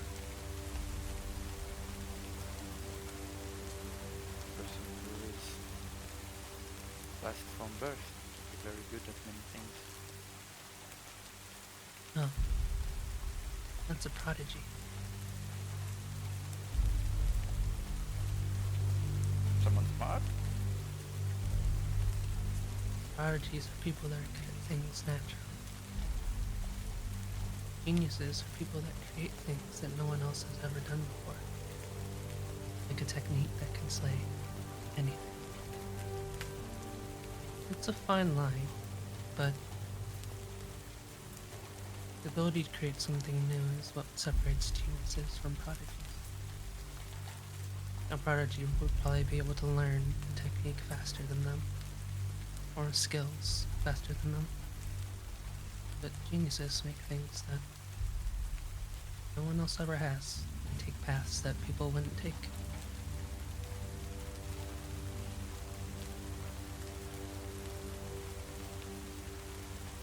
I don't know. As someone that's been told they're talented since I was born, I see value in the way you do things. I just think you should know that.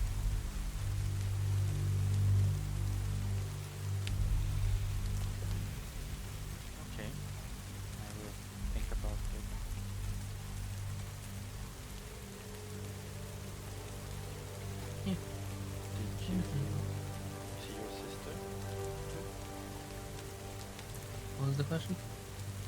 Did you see your sister too? Yeah. Yeah, I did.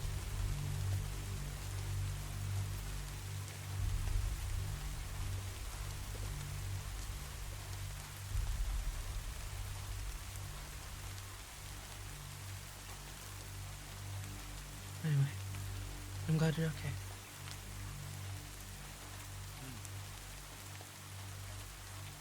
Yes, me too. I am also glad that I'm okay.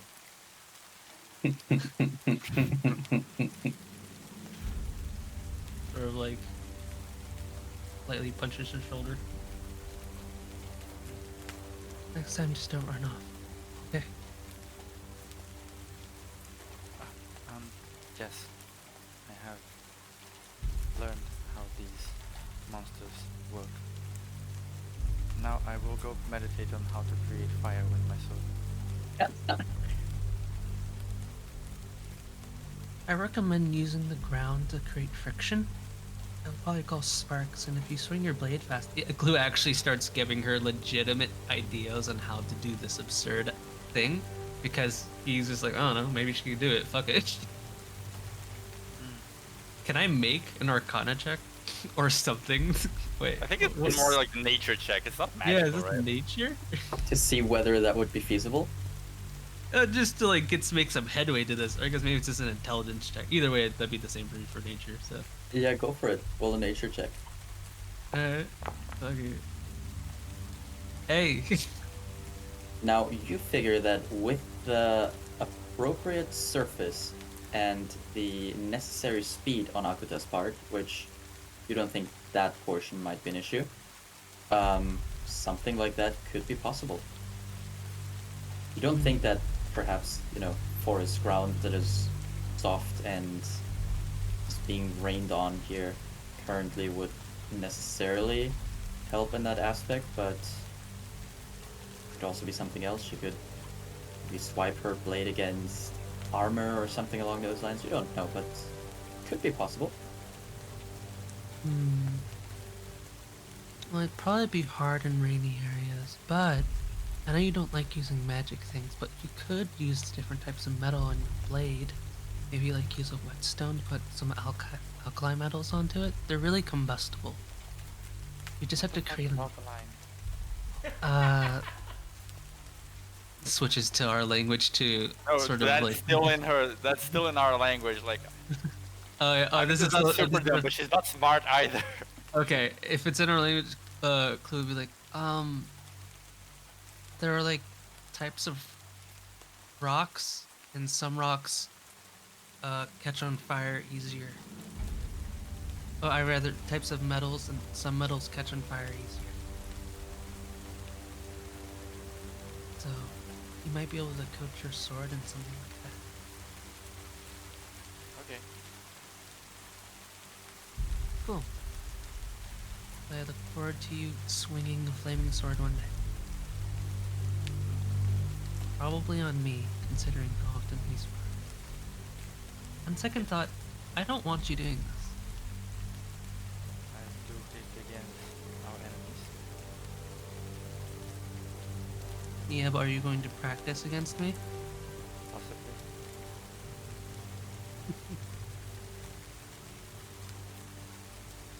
And dryly stares at her. Just the kind of shrugs. Like, gotta learn somewhere. I like sparring. You made a mistake with that statement. No. They already know each other, so Akuta's like, yes, I know. And then she points to several places in Lyle's shell, which have like these little dents. That one was me, that one was me, and that one was me. Yeah, exactly. Like, He looks at where you're, like, one of the places you're pointing. He's like, that was just a birthmark. Then why does it spell Akuta? You spelled your name on him? No, I didn't. That's just a joke, but he can't see it, so it's funny. Wait. Wait. Cause it's on his back, right? Because it's his shell. Yeah. Wait. Was that a lie? Is that a lie? I it's said not a- it was a it- birthmark, and I did a deception check. It was a Lyle. It was a while. We're on fire today, guys. We are on fire. So are the enemies. Jeez. But yeah. I think we will sort of header that he will actually start making a legitimate like sort of page trying to describe how to create a metal coating that would likely let Akuta set her sword aflame. I actually think it's quite easy, all things considered. It's technically easy if you apply an oil to the sword, and then like actually set the oil ablaze, not the sword itself. Thing is, Akuta would probably not really want to use an external help. She would But it's wanna not just- magic.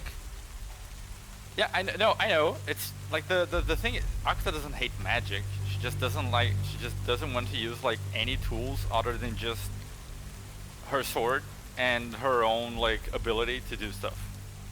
So it doesn't matter if it's like all more different technology or magic or alchemy or whatever. She doesn't want it.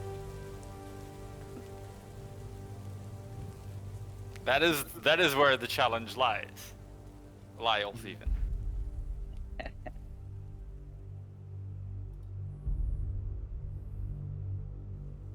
Okay.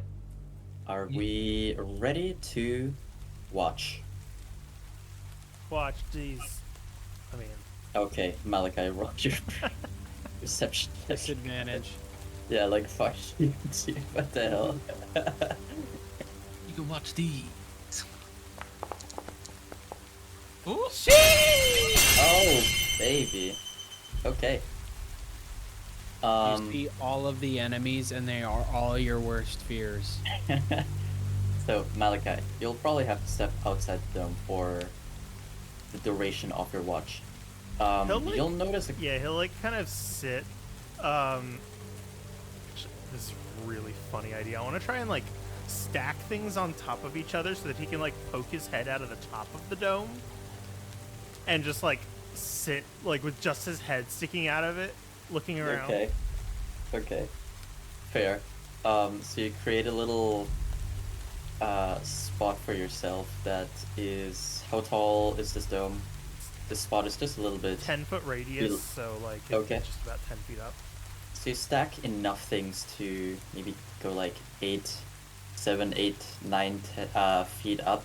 And you sit atop it and poke your head out, and you'll notice a few things. First and foremost is that there is an eerie silence in these woods at the moment, where you would usually expect probably to hear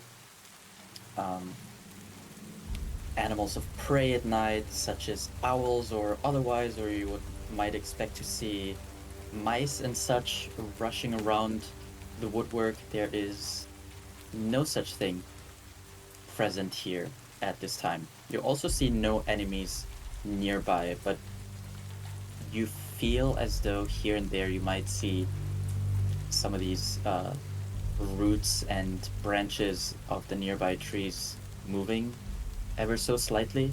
Perhaps it's the wind, perhaps it's another one of these creatures nearby. You are unsure, but nothing approaches you enough to alert you. And besides the silence of the woods around you and the constant rainfall, there's nothing to see or hear.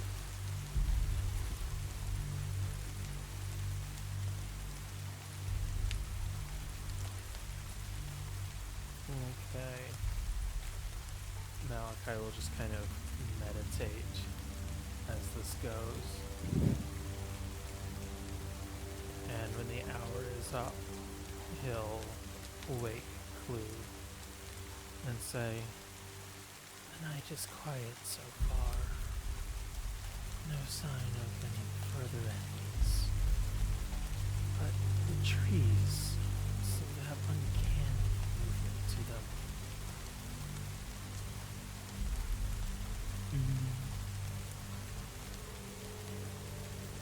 Okay. I'll be careful. Okay. Come wake us if you see anything. Don't try and handle it on your own. Oh, yeah, actually. I can't leave the thing, can I, right? No. Can I or pop my else it head out? disappears. Yeah, you can put your head out. Yeah, you like can pop your Malachi head out. had. You just can't fully leave it. You just climb up the little tower that Malachi made of like random boxes and packs and other stuff. Right. 2 ears poke out. And then 2 eyes. The eyes are not attached to a head. It's not. You do that anime thing, which is your eyes get really long and poke out. Give me a perception check.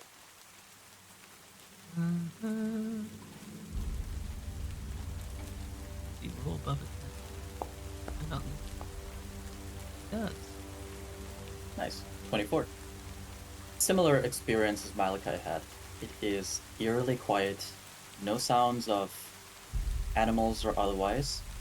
There is just a steady rainfall, and similarly to how Malachi had reported, every so often you might see out of the corner of your eyes a soft, gentle movement within the woods.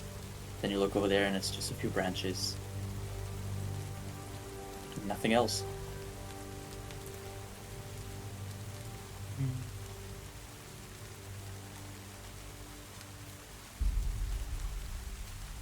Wake up Reese. Okay. Cerise is going to wake up, stretch. Put a little makeup. Yeah. She's going to stretch her bunny legs just a little bit, and she's going to hop up onto the little post that you have created, and she's going to look around as well. We've just Perception. manifested it. Yeah. 22, similar experience, not much going on besides a couple odd movements here and there, and just going to climb back down and poke Lyle's shell. Lyle, it is time for your watch. Although I'm not sure if this makeshift structure is going to hold your weight.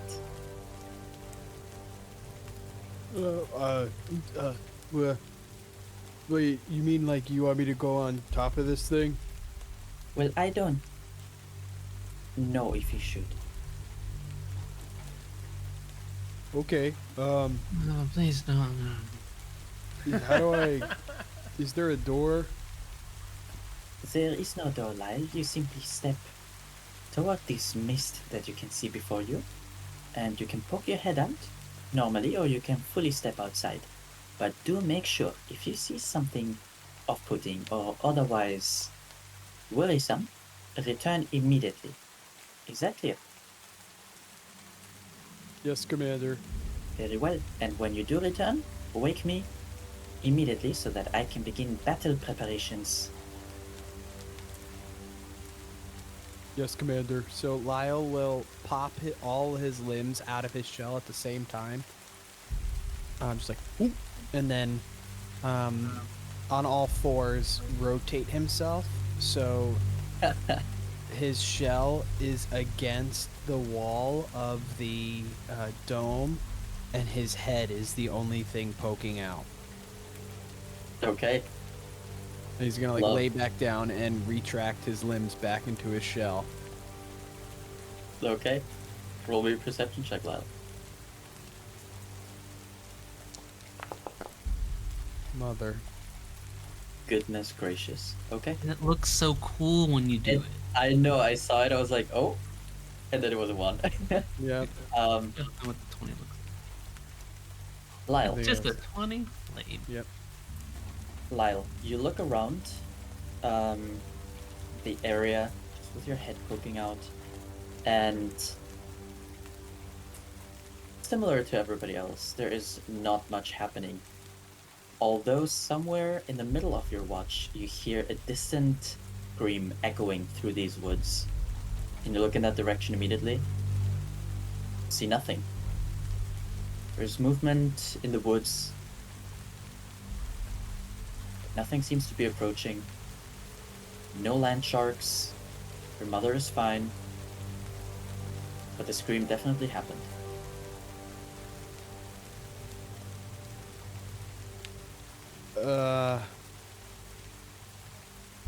Cherise said to wake her up if anything happens, right? Yes. Head pops back into the shell, and he'll go, General Cherise? Did my mic pick up what I just did? Yes. Yes. Okay. I'm thinking how to respond to this.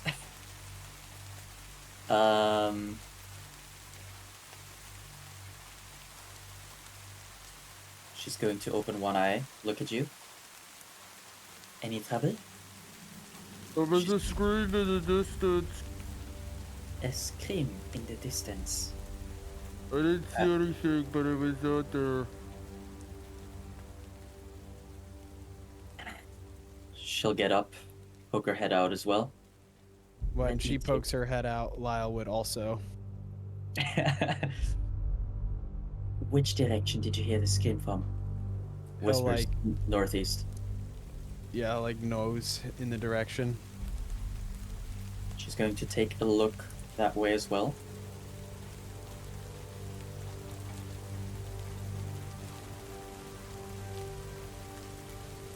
She doesn't see any movement either, and it is once again quiet. But so far it doesn't look like anything is approaching us.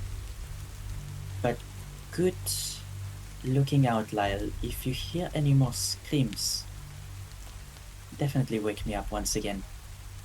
But for the time being, it seems as though we are fine. Okay, I don't like it here. Neither do I, my friend. Are you sure you are able to finish the watch by yourself? Yeah, you told me let you know if something happens, so. I know, you are a great comrade to have. That's why I chose you to come along. Wonderful job done. He smiles as much as a turtle can smile.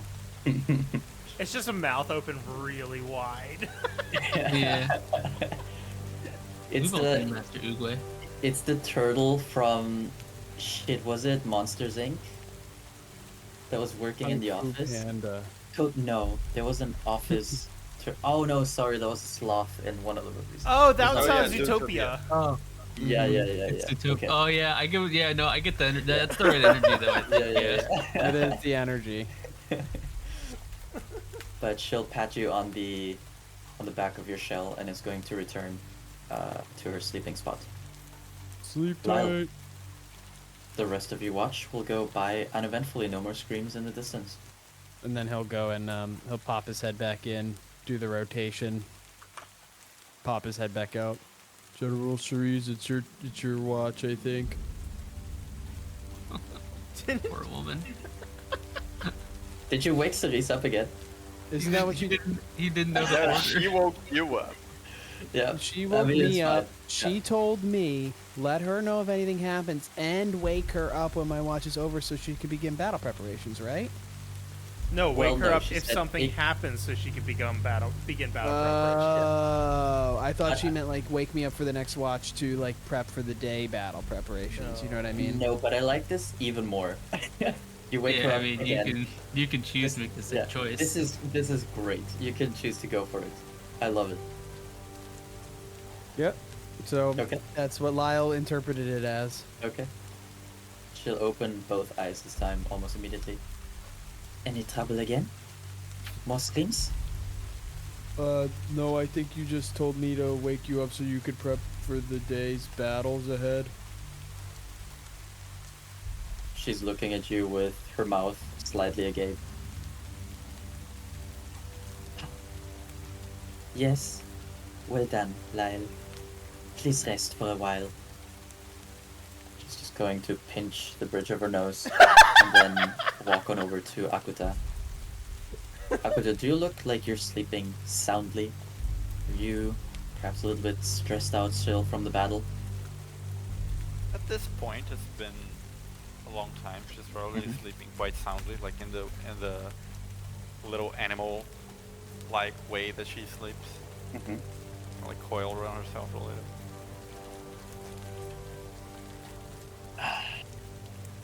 Alright. she looks so sweet when she sleeps, but we all have responsibilities. And she's going to softly shake you by the shoulder. À quoi t'as dire?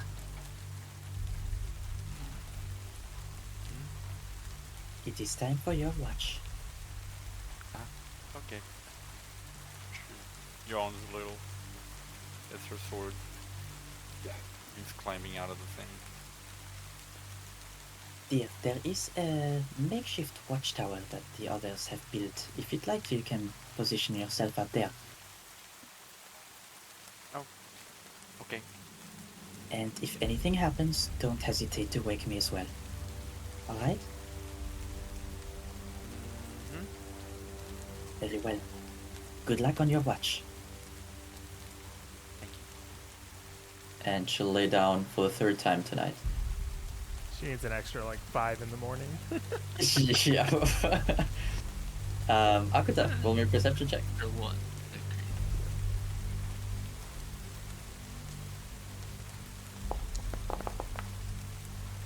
17. Okay. 38. Yeah. Once again, not to repeat myself again, but it's quiet, nothing really going on. And toward the end of your watch, you too will hear a scream, but certainly far off in the distance, somewhere to the north. You kind of peek in that direction, see no movements, no birds rising from the treetops to indicate where exactly it might have been. I'm not sure really what is going on in these woods, but it is odd, off-putting, bad juju in general.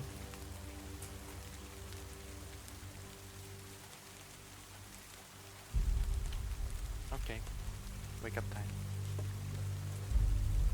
She kind of like drops down from the watchtower. Begins going from person to person to sort of like wake everyone up. She's going to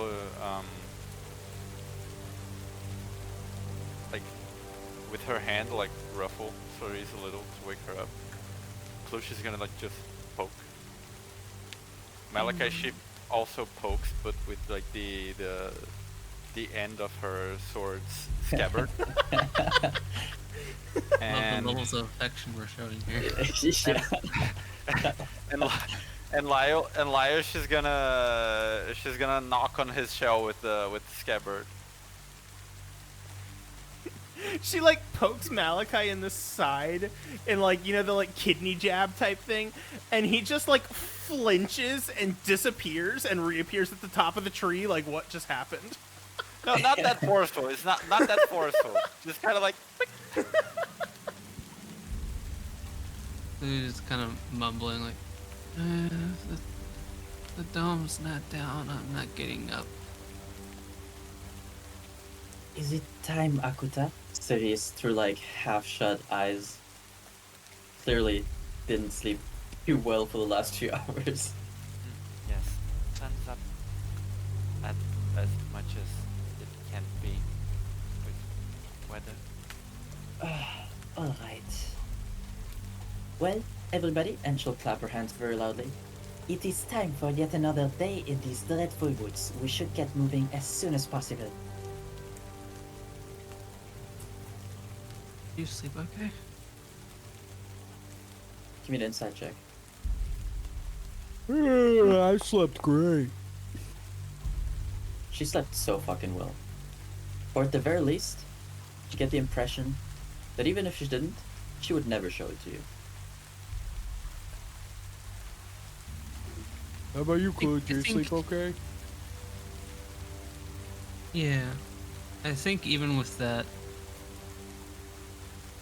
who's empathetic enough.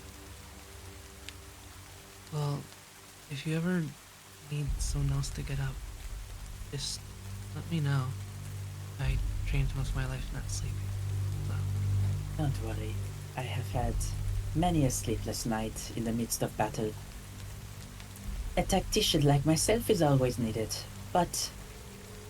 Now, everybody, it is time to go, and you, jumpy guy over there, looks at Malachi up in the tree. Come back down here, help us pack up camp. We must get moving post haste. Let's go. Of course. Let's try and be Everybody out of packs these up their. woods Oh, by sorry. tonight. Very well. Everybody starts packing their things up quickly. And I don't want to rush you, but you begin moving immediately. And I'll have one of you please roll me a d20. And another one of you roll me a survival check. I'll help Lyle with the survival. Okay. Lyle, you may have advantage on your survival. Who wants rolled to be in charge roll of the D20. Wait, bad is luck? that- Okay. I'm Press always good the at up bad arrow. luck. Yep. Yeah, there you go. Okay. Okay. Middling. Middling. If you look at both numbers side by side. Anyway,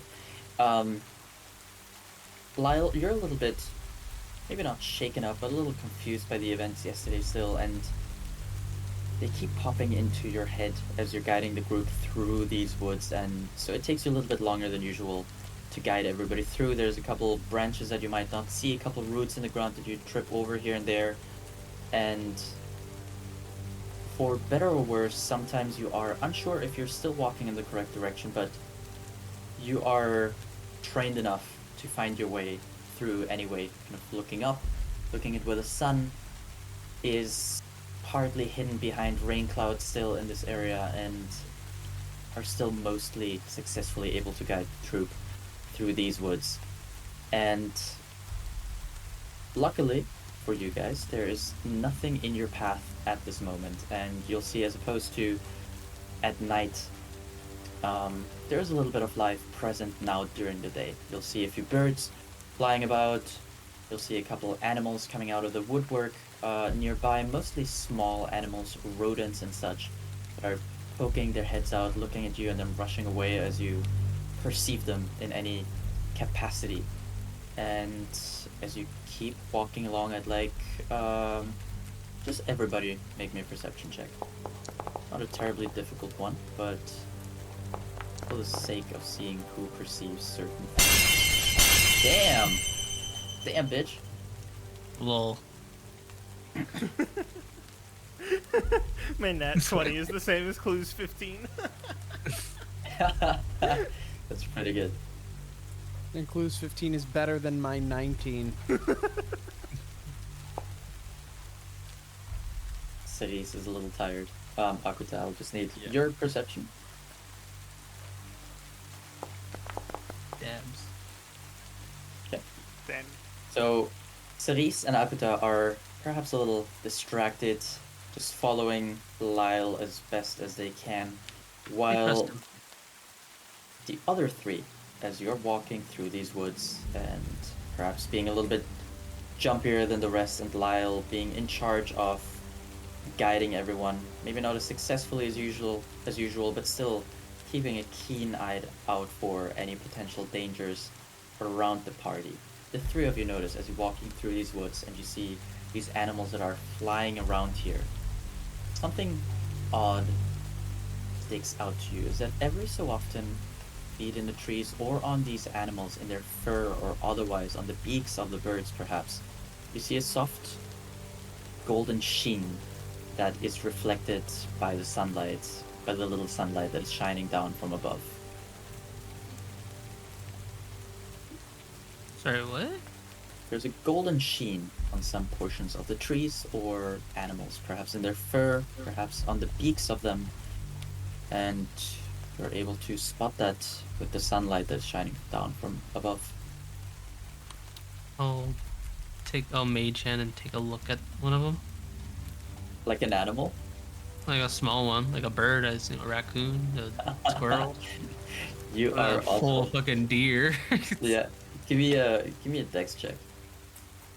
Dex. And I know it's gonna be good, but for the sake of you picking up an animal. Oh my lord. What animal would you like to pick up? Yeah. Grizzly bear. Let's say a raven. Ravens are everywhere and they eat everything. Okay.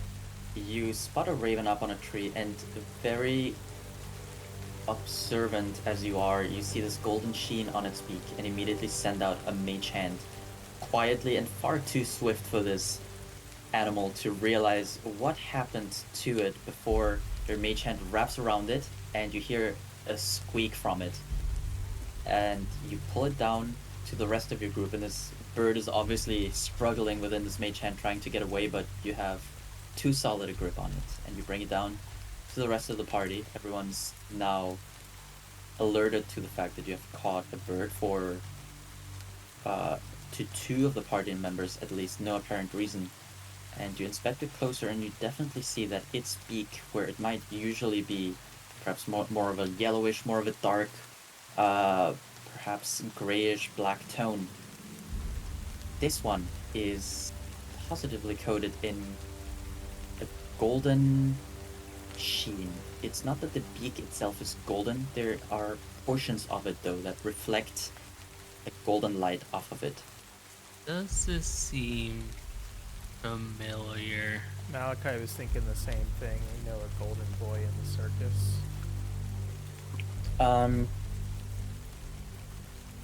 I think you guys have answered your own question with that. I think if you have that immediate thought, then yes, it seems quite familiar to both of you. This is not good. It's likely the snake charmer has been through here.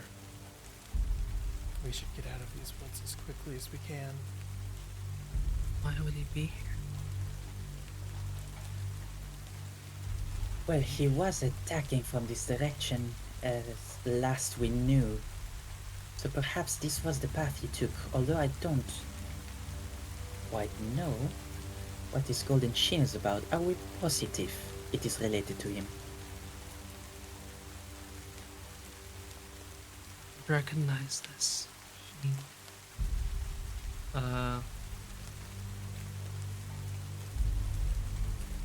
I make an Arcana check to see if it, or is this history? It's more of a history or Arcana check.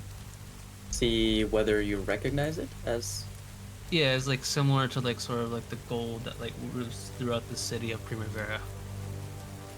Give me a history check, that's been a little bit of a while.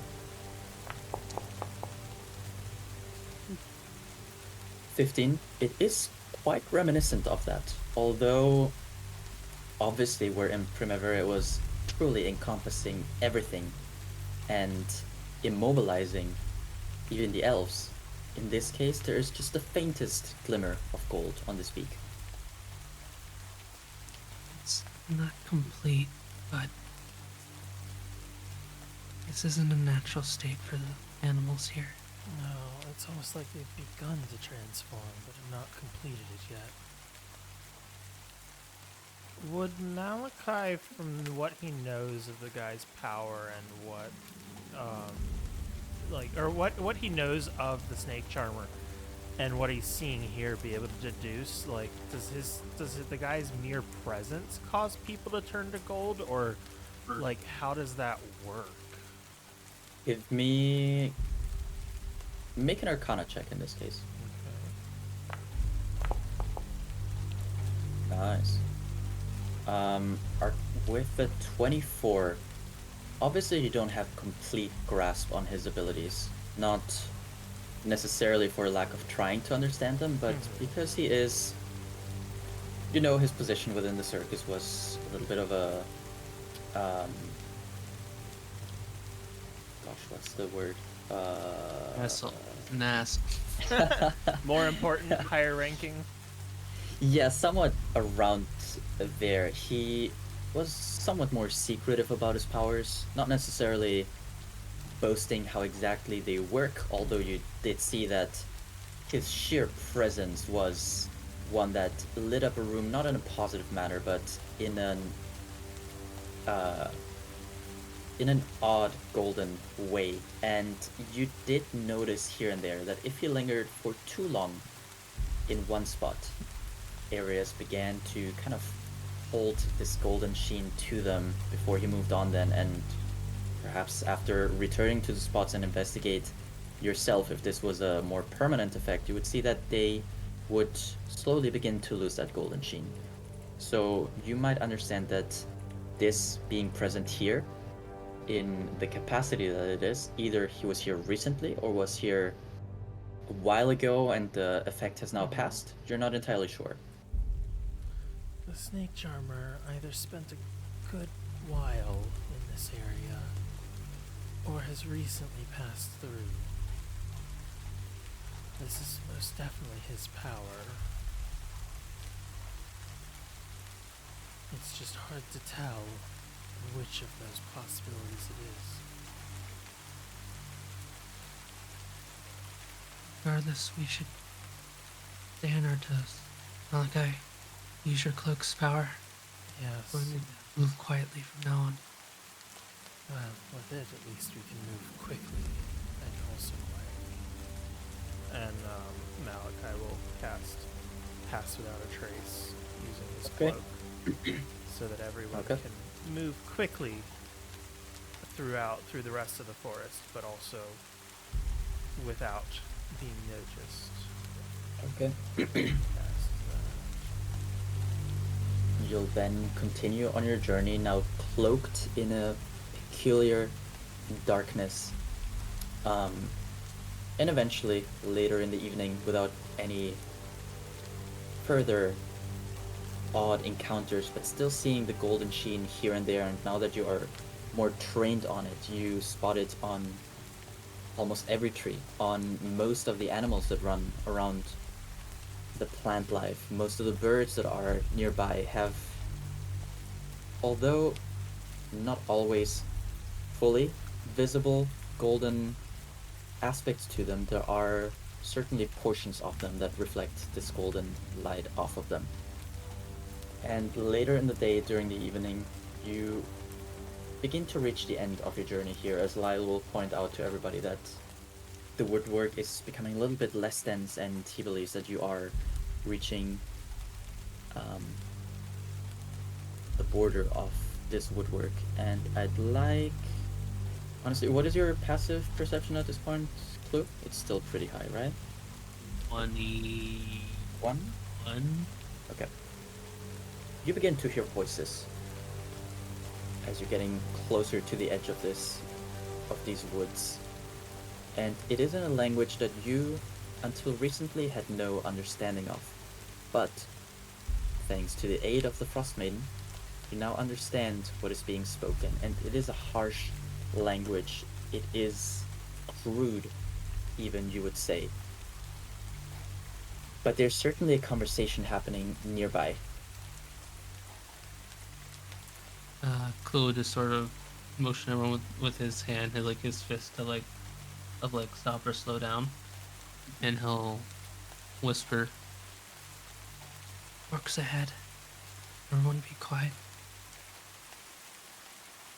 And Sorry, yeah. oh yeah, and then he'll start sort of sneaking ahead.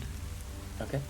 Ceres will gesture to everybody else to stop as well, and before you head off, she'll whisper to you, "Take a look, please, and try to listen in on whatever might be going on." He just nods. Give me a stealth check. Why did I whisper that? Everyone gets a plus 12. Alright, so that's 41.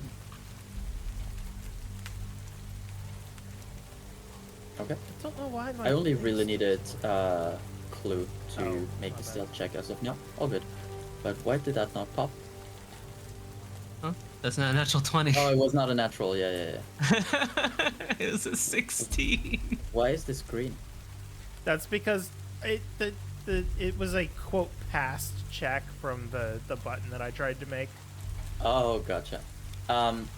Regardless, Clue, you get to the edge of the woods and you can hide yourself, obviously still in the shadows, but behind some of the few bushes here and there that are on this edge, and you'll see ahead of you a group of about 30 to 40 orcs. Each of these creatures, I don't know how many encounters you've had with orcs yourself in your 7 years of life. Perhaps some of them have been targets of yours, or maybe you really haven't encountered many of them, but these creatures are 5 to 6 foot tall, some of them a little bit shorter, some of them taller, but each one of them is bulky These creatures are quite muscular. There's a couple that are perhaps less so, but still you can tell that there is a good mass to each one of these. They look... How do I put this? They look rough, and even so, with your obviously advanced perception, you see that there are certain traits of them that might remind you of elvish folk.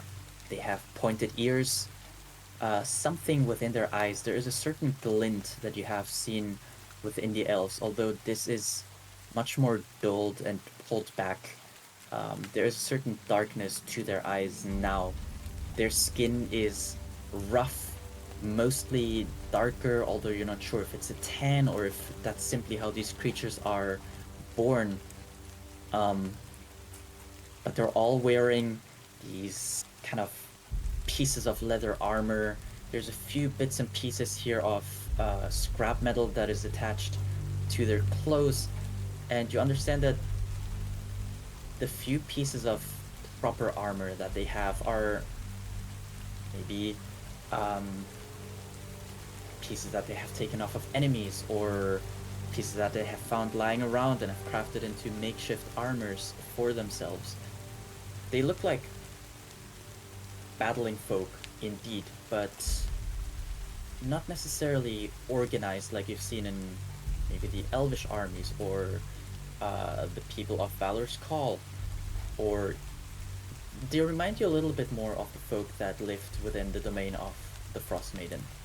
And as you get closer, you listen in on their conversation, and there's an exchange happening between two orcs in particular. One of them has two long fangs protruding from its underbite, kind of out into its face, and the other one is a little bit shorter than this one, has bushy hair atop its head, where the other one is bald, and they're talking to one another, although it looks a little bit like they're arguing with one another, and you'll hear the shorter one say, "We should just travel through..." Oh, that's shit, fuck. "We should just travel through the woods immediately. It's quick, it's faster, we have to get through." And the taller one says, "No, we cannot. The Golden Curse has killed many of us. If we go in there, it is fucked for us." The shorter one then responds again, "Are you really scared of some Golden Curse? Is that the kind of energy and attitude we need from one of our leaders?" And the other one responds, "It is my responsibility to make sure everyone here is safe. This magic, it is no good.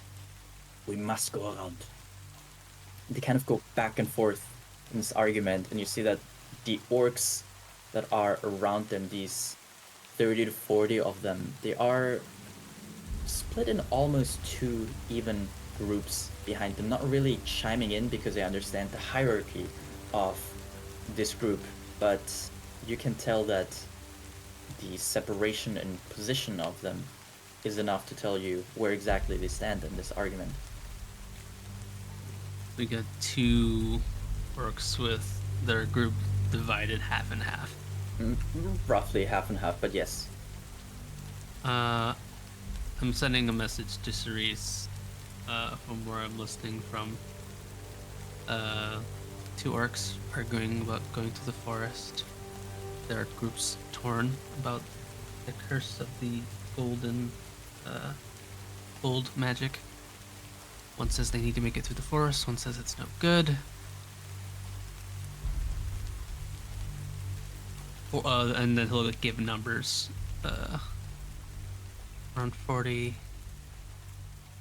All armed, seem like they're part of the tribe.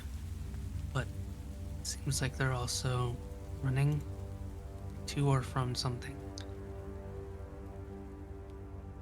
For some reason, they have to get through this forest quickly. She'll relay that information to everybody else, and then she'll respond to that. "Is it safe to approach, you believe, or should we wait until they have chosen their path?" I can escape quickly. Everyone stay hidden in case I need backup. But I'm going to attempt to understand their situation. You're probably about 70, 80 feet ahead of everybody else right now. Yep, But that's Cerise plenty of will. Mhm. plenty of space for me. Cerise will let the others know. Enemies, well, target ahead. Ready your weapons just in case. Clue is going to scout a little bit longer, but it seems as though they are torn about whether they should travel through the woods or go around. Which kind of looks back at the woods behind you all. Considering that even orcs are wary of this place, it is not a good sign. Akotadir, do me a favor. Ready your weapon as well. In case things go sideways, I will need you to act quickly. Follow up on Clue and bring him to us. Duel? Sorry, what? Duel? Not duel quite yet.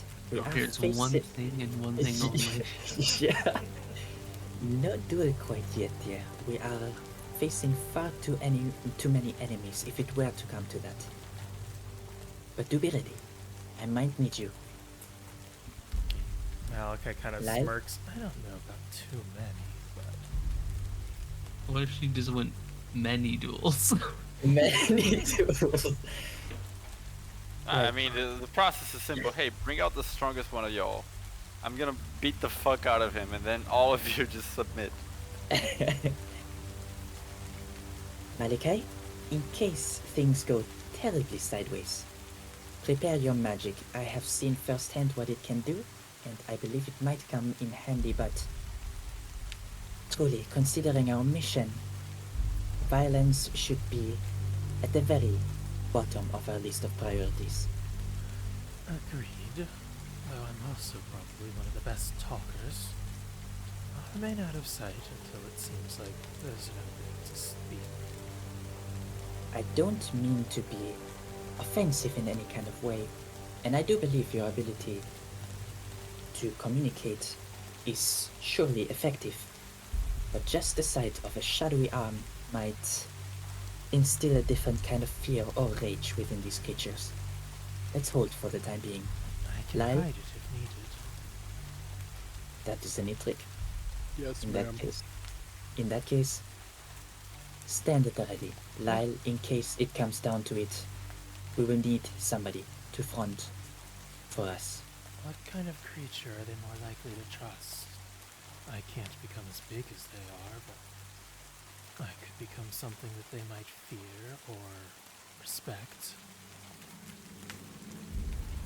That is a great question. I would say an orc, but then again, they might be truly suspicious of an orc coming out of these woods by himself. And especially if they were to see you among us. That would not be a great look for an orc. I'm truly not certain. I apologize. Understood. Clue, With what that are you done- looking to do? I will just quickly disguise self to hide my Okay. fox ears Okay. and approach with my hands up from said forest Okay. and say, "Hello." Roll me a general charisma check. General charisma. I don't think this is intimidation or persuasion or anything along those lines, but just a general approach, hands up. 11. About Immediately, what I think that should give. yeah. Immediately as you step out of the woods and into sight, all of the orcs turn to you, and very quickly, all of them pull weapons from several parts of their bodies. Many of them are holding these kind of, and you see this now with your trained eye, rusted weapons that probably have not been properly taken care of in a minute.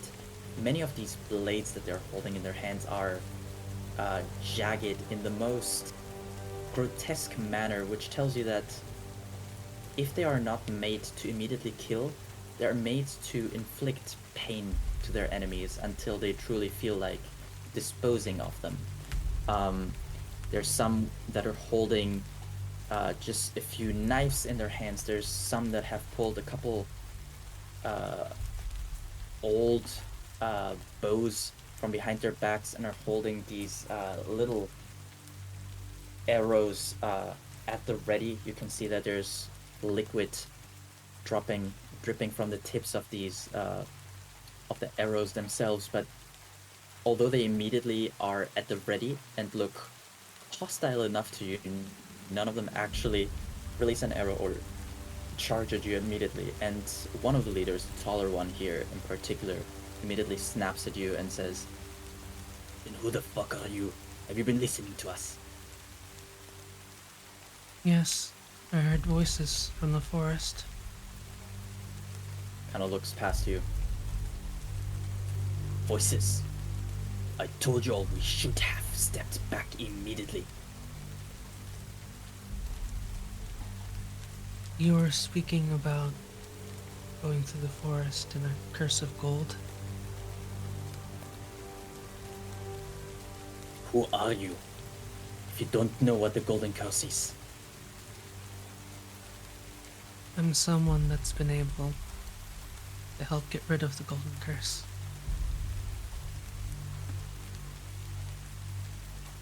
The shorter one chimes in.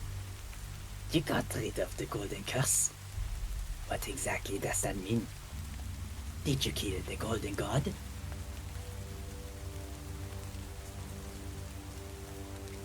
Me and my friends developed a way to reverse its effects. People turn to gold, we can turn them back.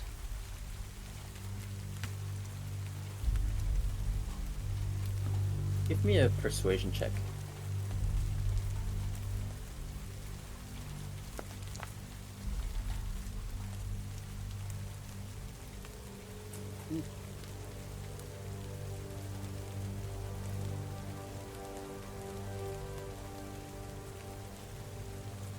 Sorry, I'm tabbed out. What is it? 19. 19, thank you. Both of them kind of stop for a moment, look at each other. Then the shorter one speaks up once again. "What exactly did you do to beat that Golden Curse?" A very powerful ritual of magic that an associate of mine was able to develop, and we helped charge with our abilities. Me and my friends are people that have been fighting those clowns that you might be seeing around. The person that creates the gold curse is a part of that group, and we want to kill him. They both snarl at the mention of the clowns. "You want to kill the Golden God? Are you stronger than the Golden God?" At the mention of like, do you want to kill one of the circus members? Clue's eyes, normally quite sort of soft, sort of tight into those like barrel slits. Yes. As for whether or not I'm stronger, me and my party members have killed several of his, let's call them friends. At least, was it 5 now? 5? 6? 5 of them? I know Malachi is keeping track of the exact number. Yeah, it's 6 to be sure, because there were like 9 of them to begin with. We've killed 6 of them.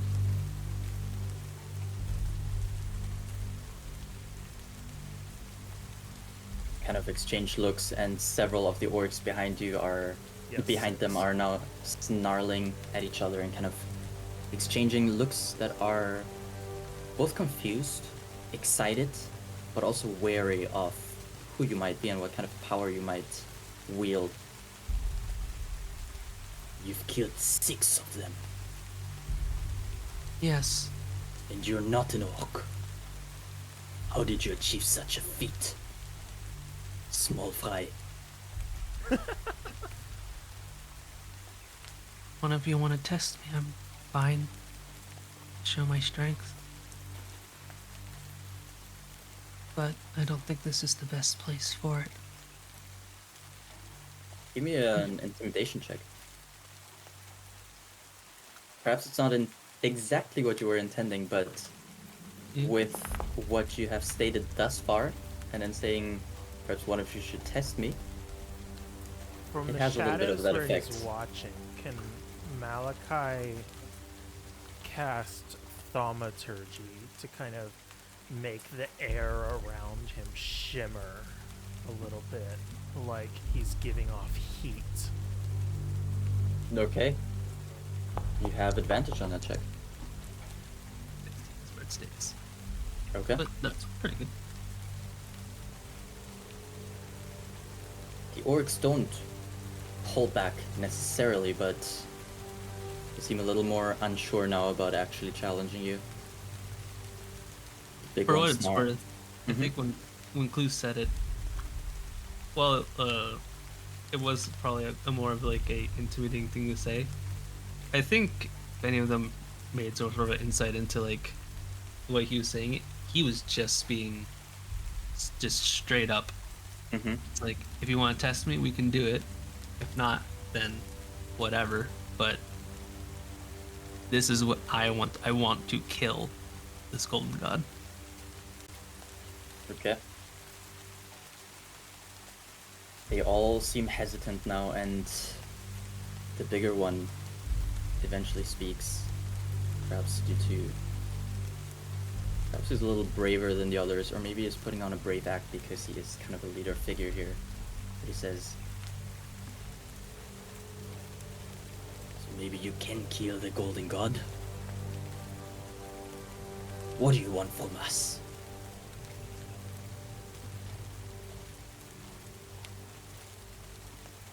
All of you, the orcs, you've been in combat with the people from La Savares. La Savares. La Genevieve. La Sauvagerie. La Saus. Sorry, I got lost in all the shivels. Repeat what you said, please. You've been in conflict with the people in La Sauvagerie, correct?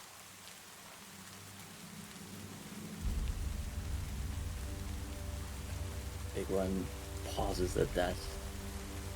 Says, Animal folk from the east. "Enemies? Are you with them?" Who sort of makes a kind of like purses his lips. I am an enemy to those clowns on the circus, as they are as well.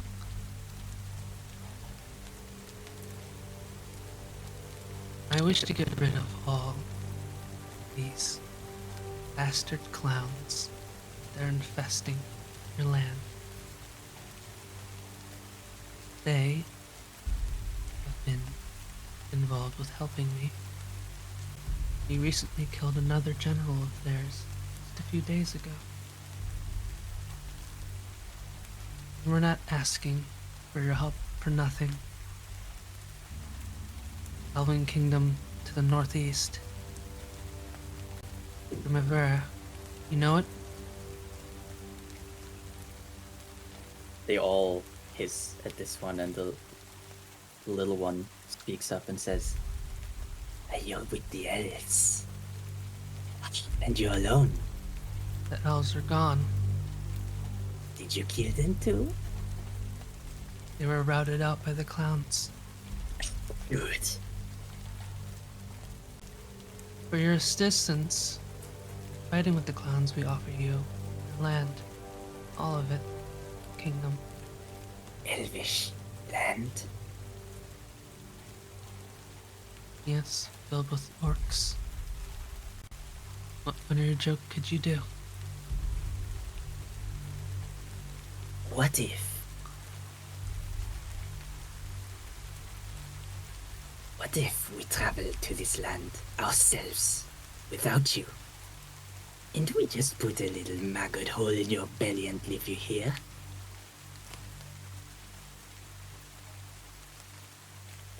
At this It's kinda point, like- the ground kind of shudders around Clue, like the mere suggestion is causing the earth to rebel. I think actually at that, Clue kind of looks at him in particular. And are you going to do that?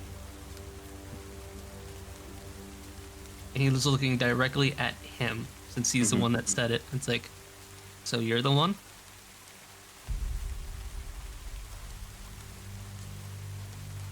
Now don't get hasty, I'm not our leader.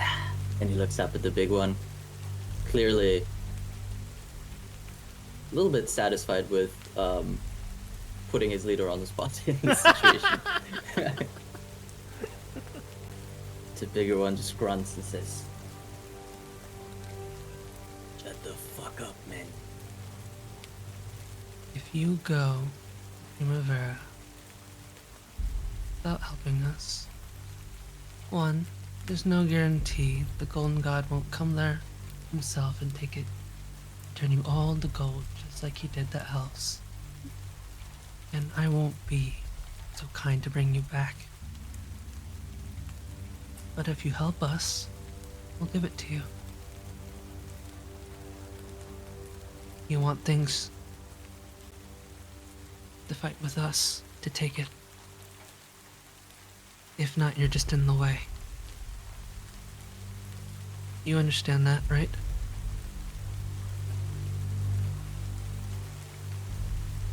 give me one more persuasion check. Can you have advantage from Malachi's intimidation tactics again? I'm going to add a little bonus to it. Going to be a +2 here. 21. 21. The taller one is clearly thinking. Seems a little bit more aware of what is actually going on than the shorter one. That seems a little more temperamental. What exactly do you expect of us? Battle when? Battle where? You stop your conflict with with the Lagoons of La Sauvagerie. They'll stop fighting with you. We can guarantee that. Malachi points a finger and messages to Clue. Don't forget, there'll be bloodshed in Zwischenstadt when we march on the king's forces. There'll be peace between the two of you. We'll also probably bring the dwarves. We're planning on taking the kingdom in addition to that. That's where the clown's leader is. We need everyone in the north to come together. Clear out the land of the clowns. After it's done, you get Primavera. And then you can go back to doing whatever the fuck you guys want.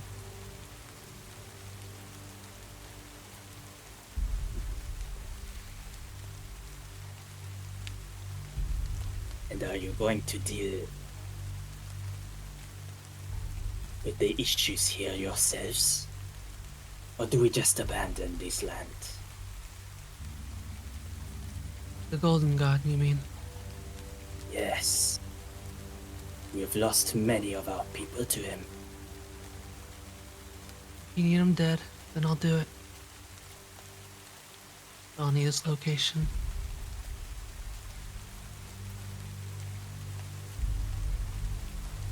I do not know where he is right now, but he's never far. He reminds us constantly. Where did you Yeah. last see him? Why were you traveling through this forest in such a hurry? To get away from him. He has us worship him as a god. A fake god. But if we don't listen and don't follow his every command, we are turned to gold and killed. Then you'll lead us to him. Instead of running through this forest, pretend to worship him as, and I quote unquote, God. Me, my group, fight them. Where is your group? How far are they? I asked you to keep calm. They're not far from here. And Clue sort of raises his hand and motions them to come forward now. Okay. The moment the rest of the group approaches, the little one sniffs the air and says, Animal meat. What did he say? Animal meat. Oh. As Malachite emerges, he looks a little bit different than normal. His shadowy arm has been kind of replaced by a normal one, but he looks far, far stronger than he used to. Like, he's actually got some muscles on him. And it's intended to look quite intimidating to the orcs. Like, he's, don't even mess with me, because you can't win. Mode. Oh. Ceres is going to follow suit, although slightly behind you all. Clearly a little bit tense at this encounter, but she's largely composed. She's a professional after all. If Cherise is going, Lyle's not far behind. It just every time you say it, it sounds more like chorizo. Chorizo. If chorizo. The chorizo is there. I thought I was... give you the pizza. Victor's kind of walking up, like, conversation over yet? We done? We fight? We have bigger fish to fry up. We'll be fighting the Golden God. Or the Snake Charmer, rather.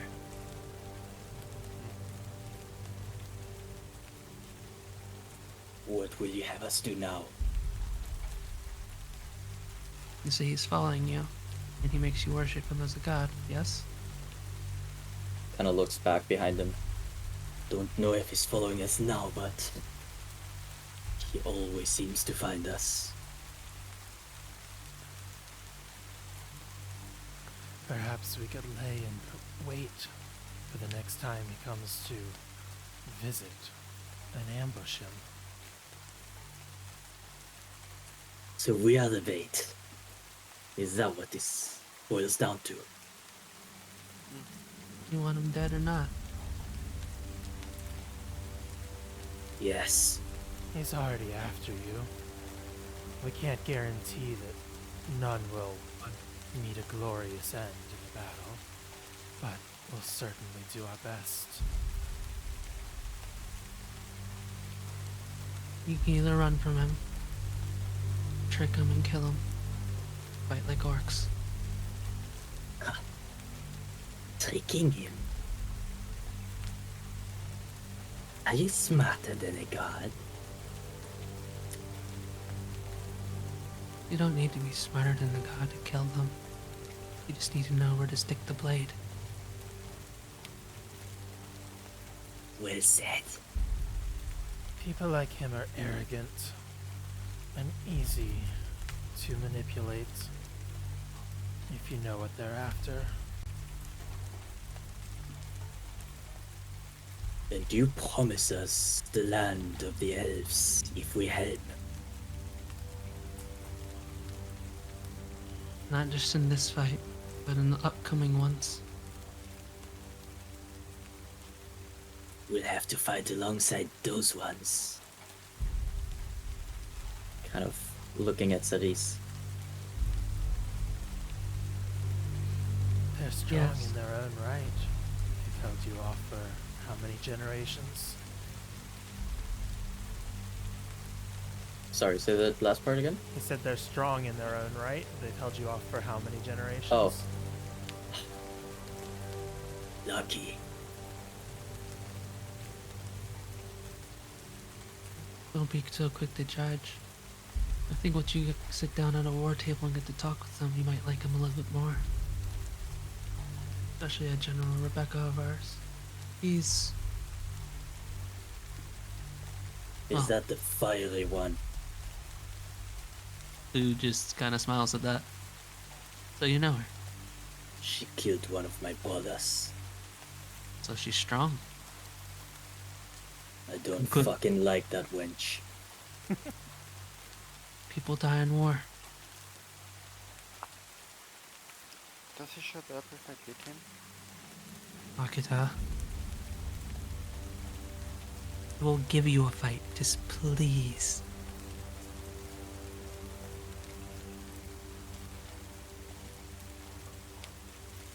I'm kind of itching for one too. He turns to Akita. I'm not even just saying this because I want to duel him. I genuinely think this is an easier way to solve things with these people. Be calmed. The little one chimes up. The little one chimes up at that. I'll fight this little fly. And then I'll get to eat her afterwards, yes?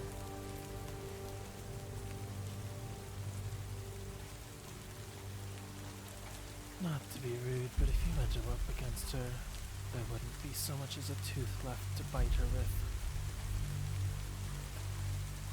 Now, Okay. let's acknowledge each funeral. other's strength and decide not to fight today and put it towards our common enemy.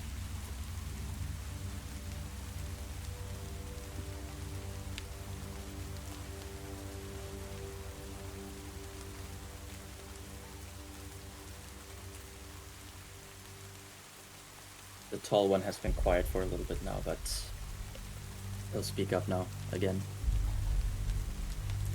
We'll accept for the time being. But this treaty must be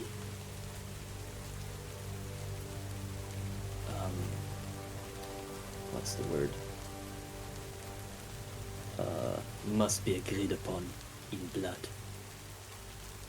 And he'll pull out a blade, stepping toward you, Clue, now, with blade in hand.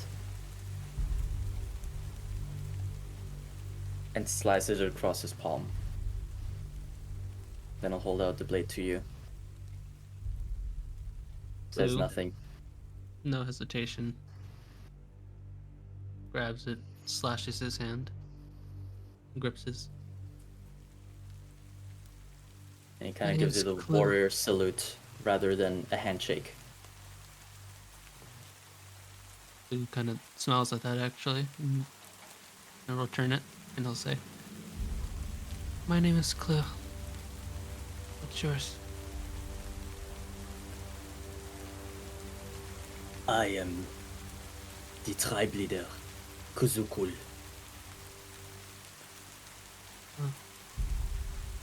I'm a member of the Eyes of the Beholder. Let's go kill a god.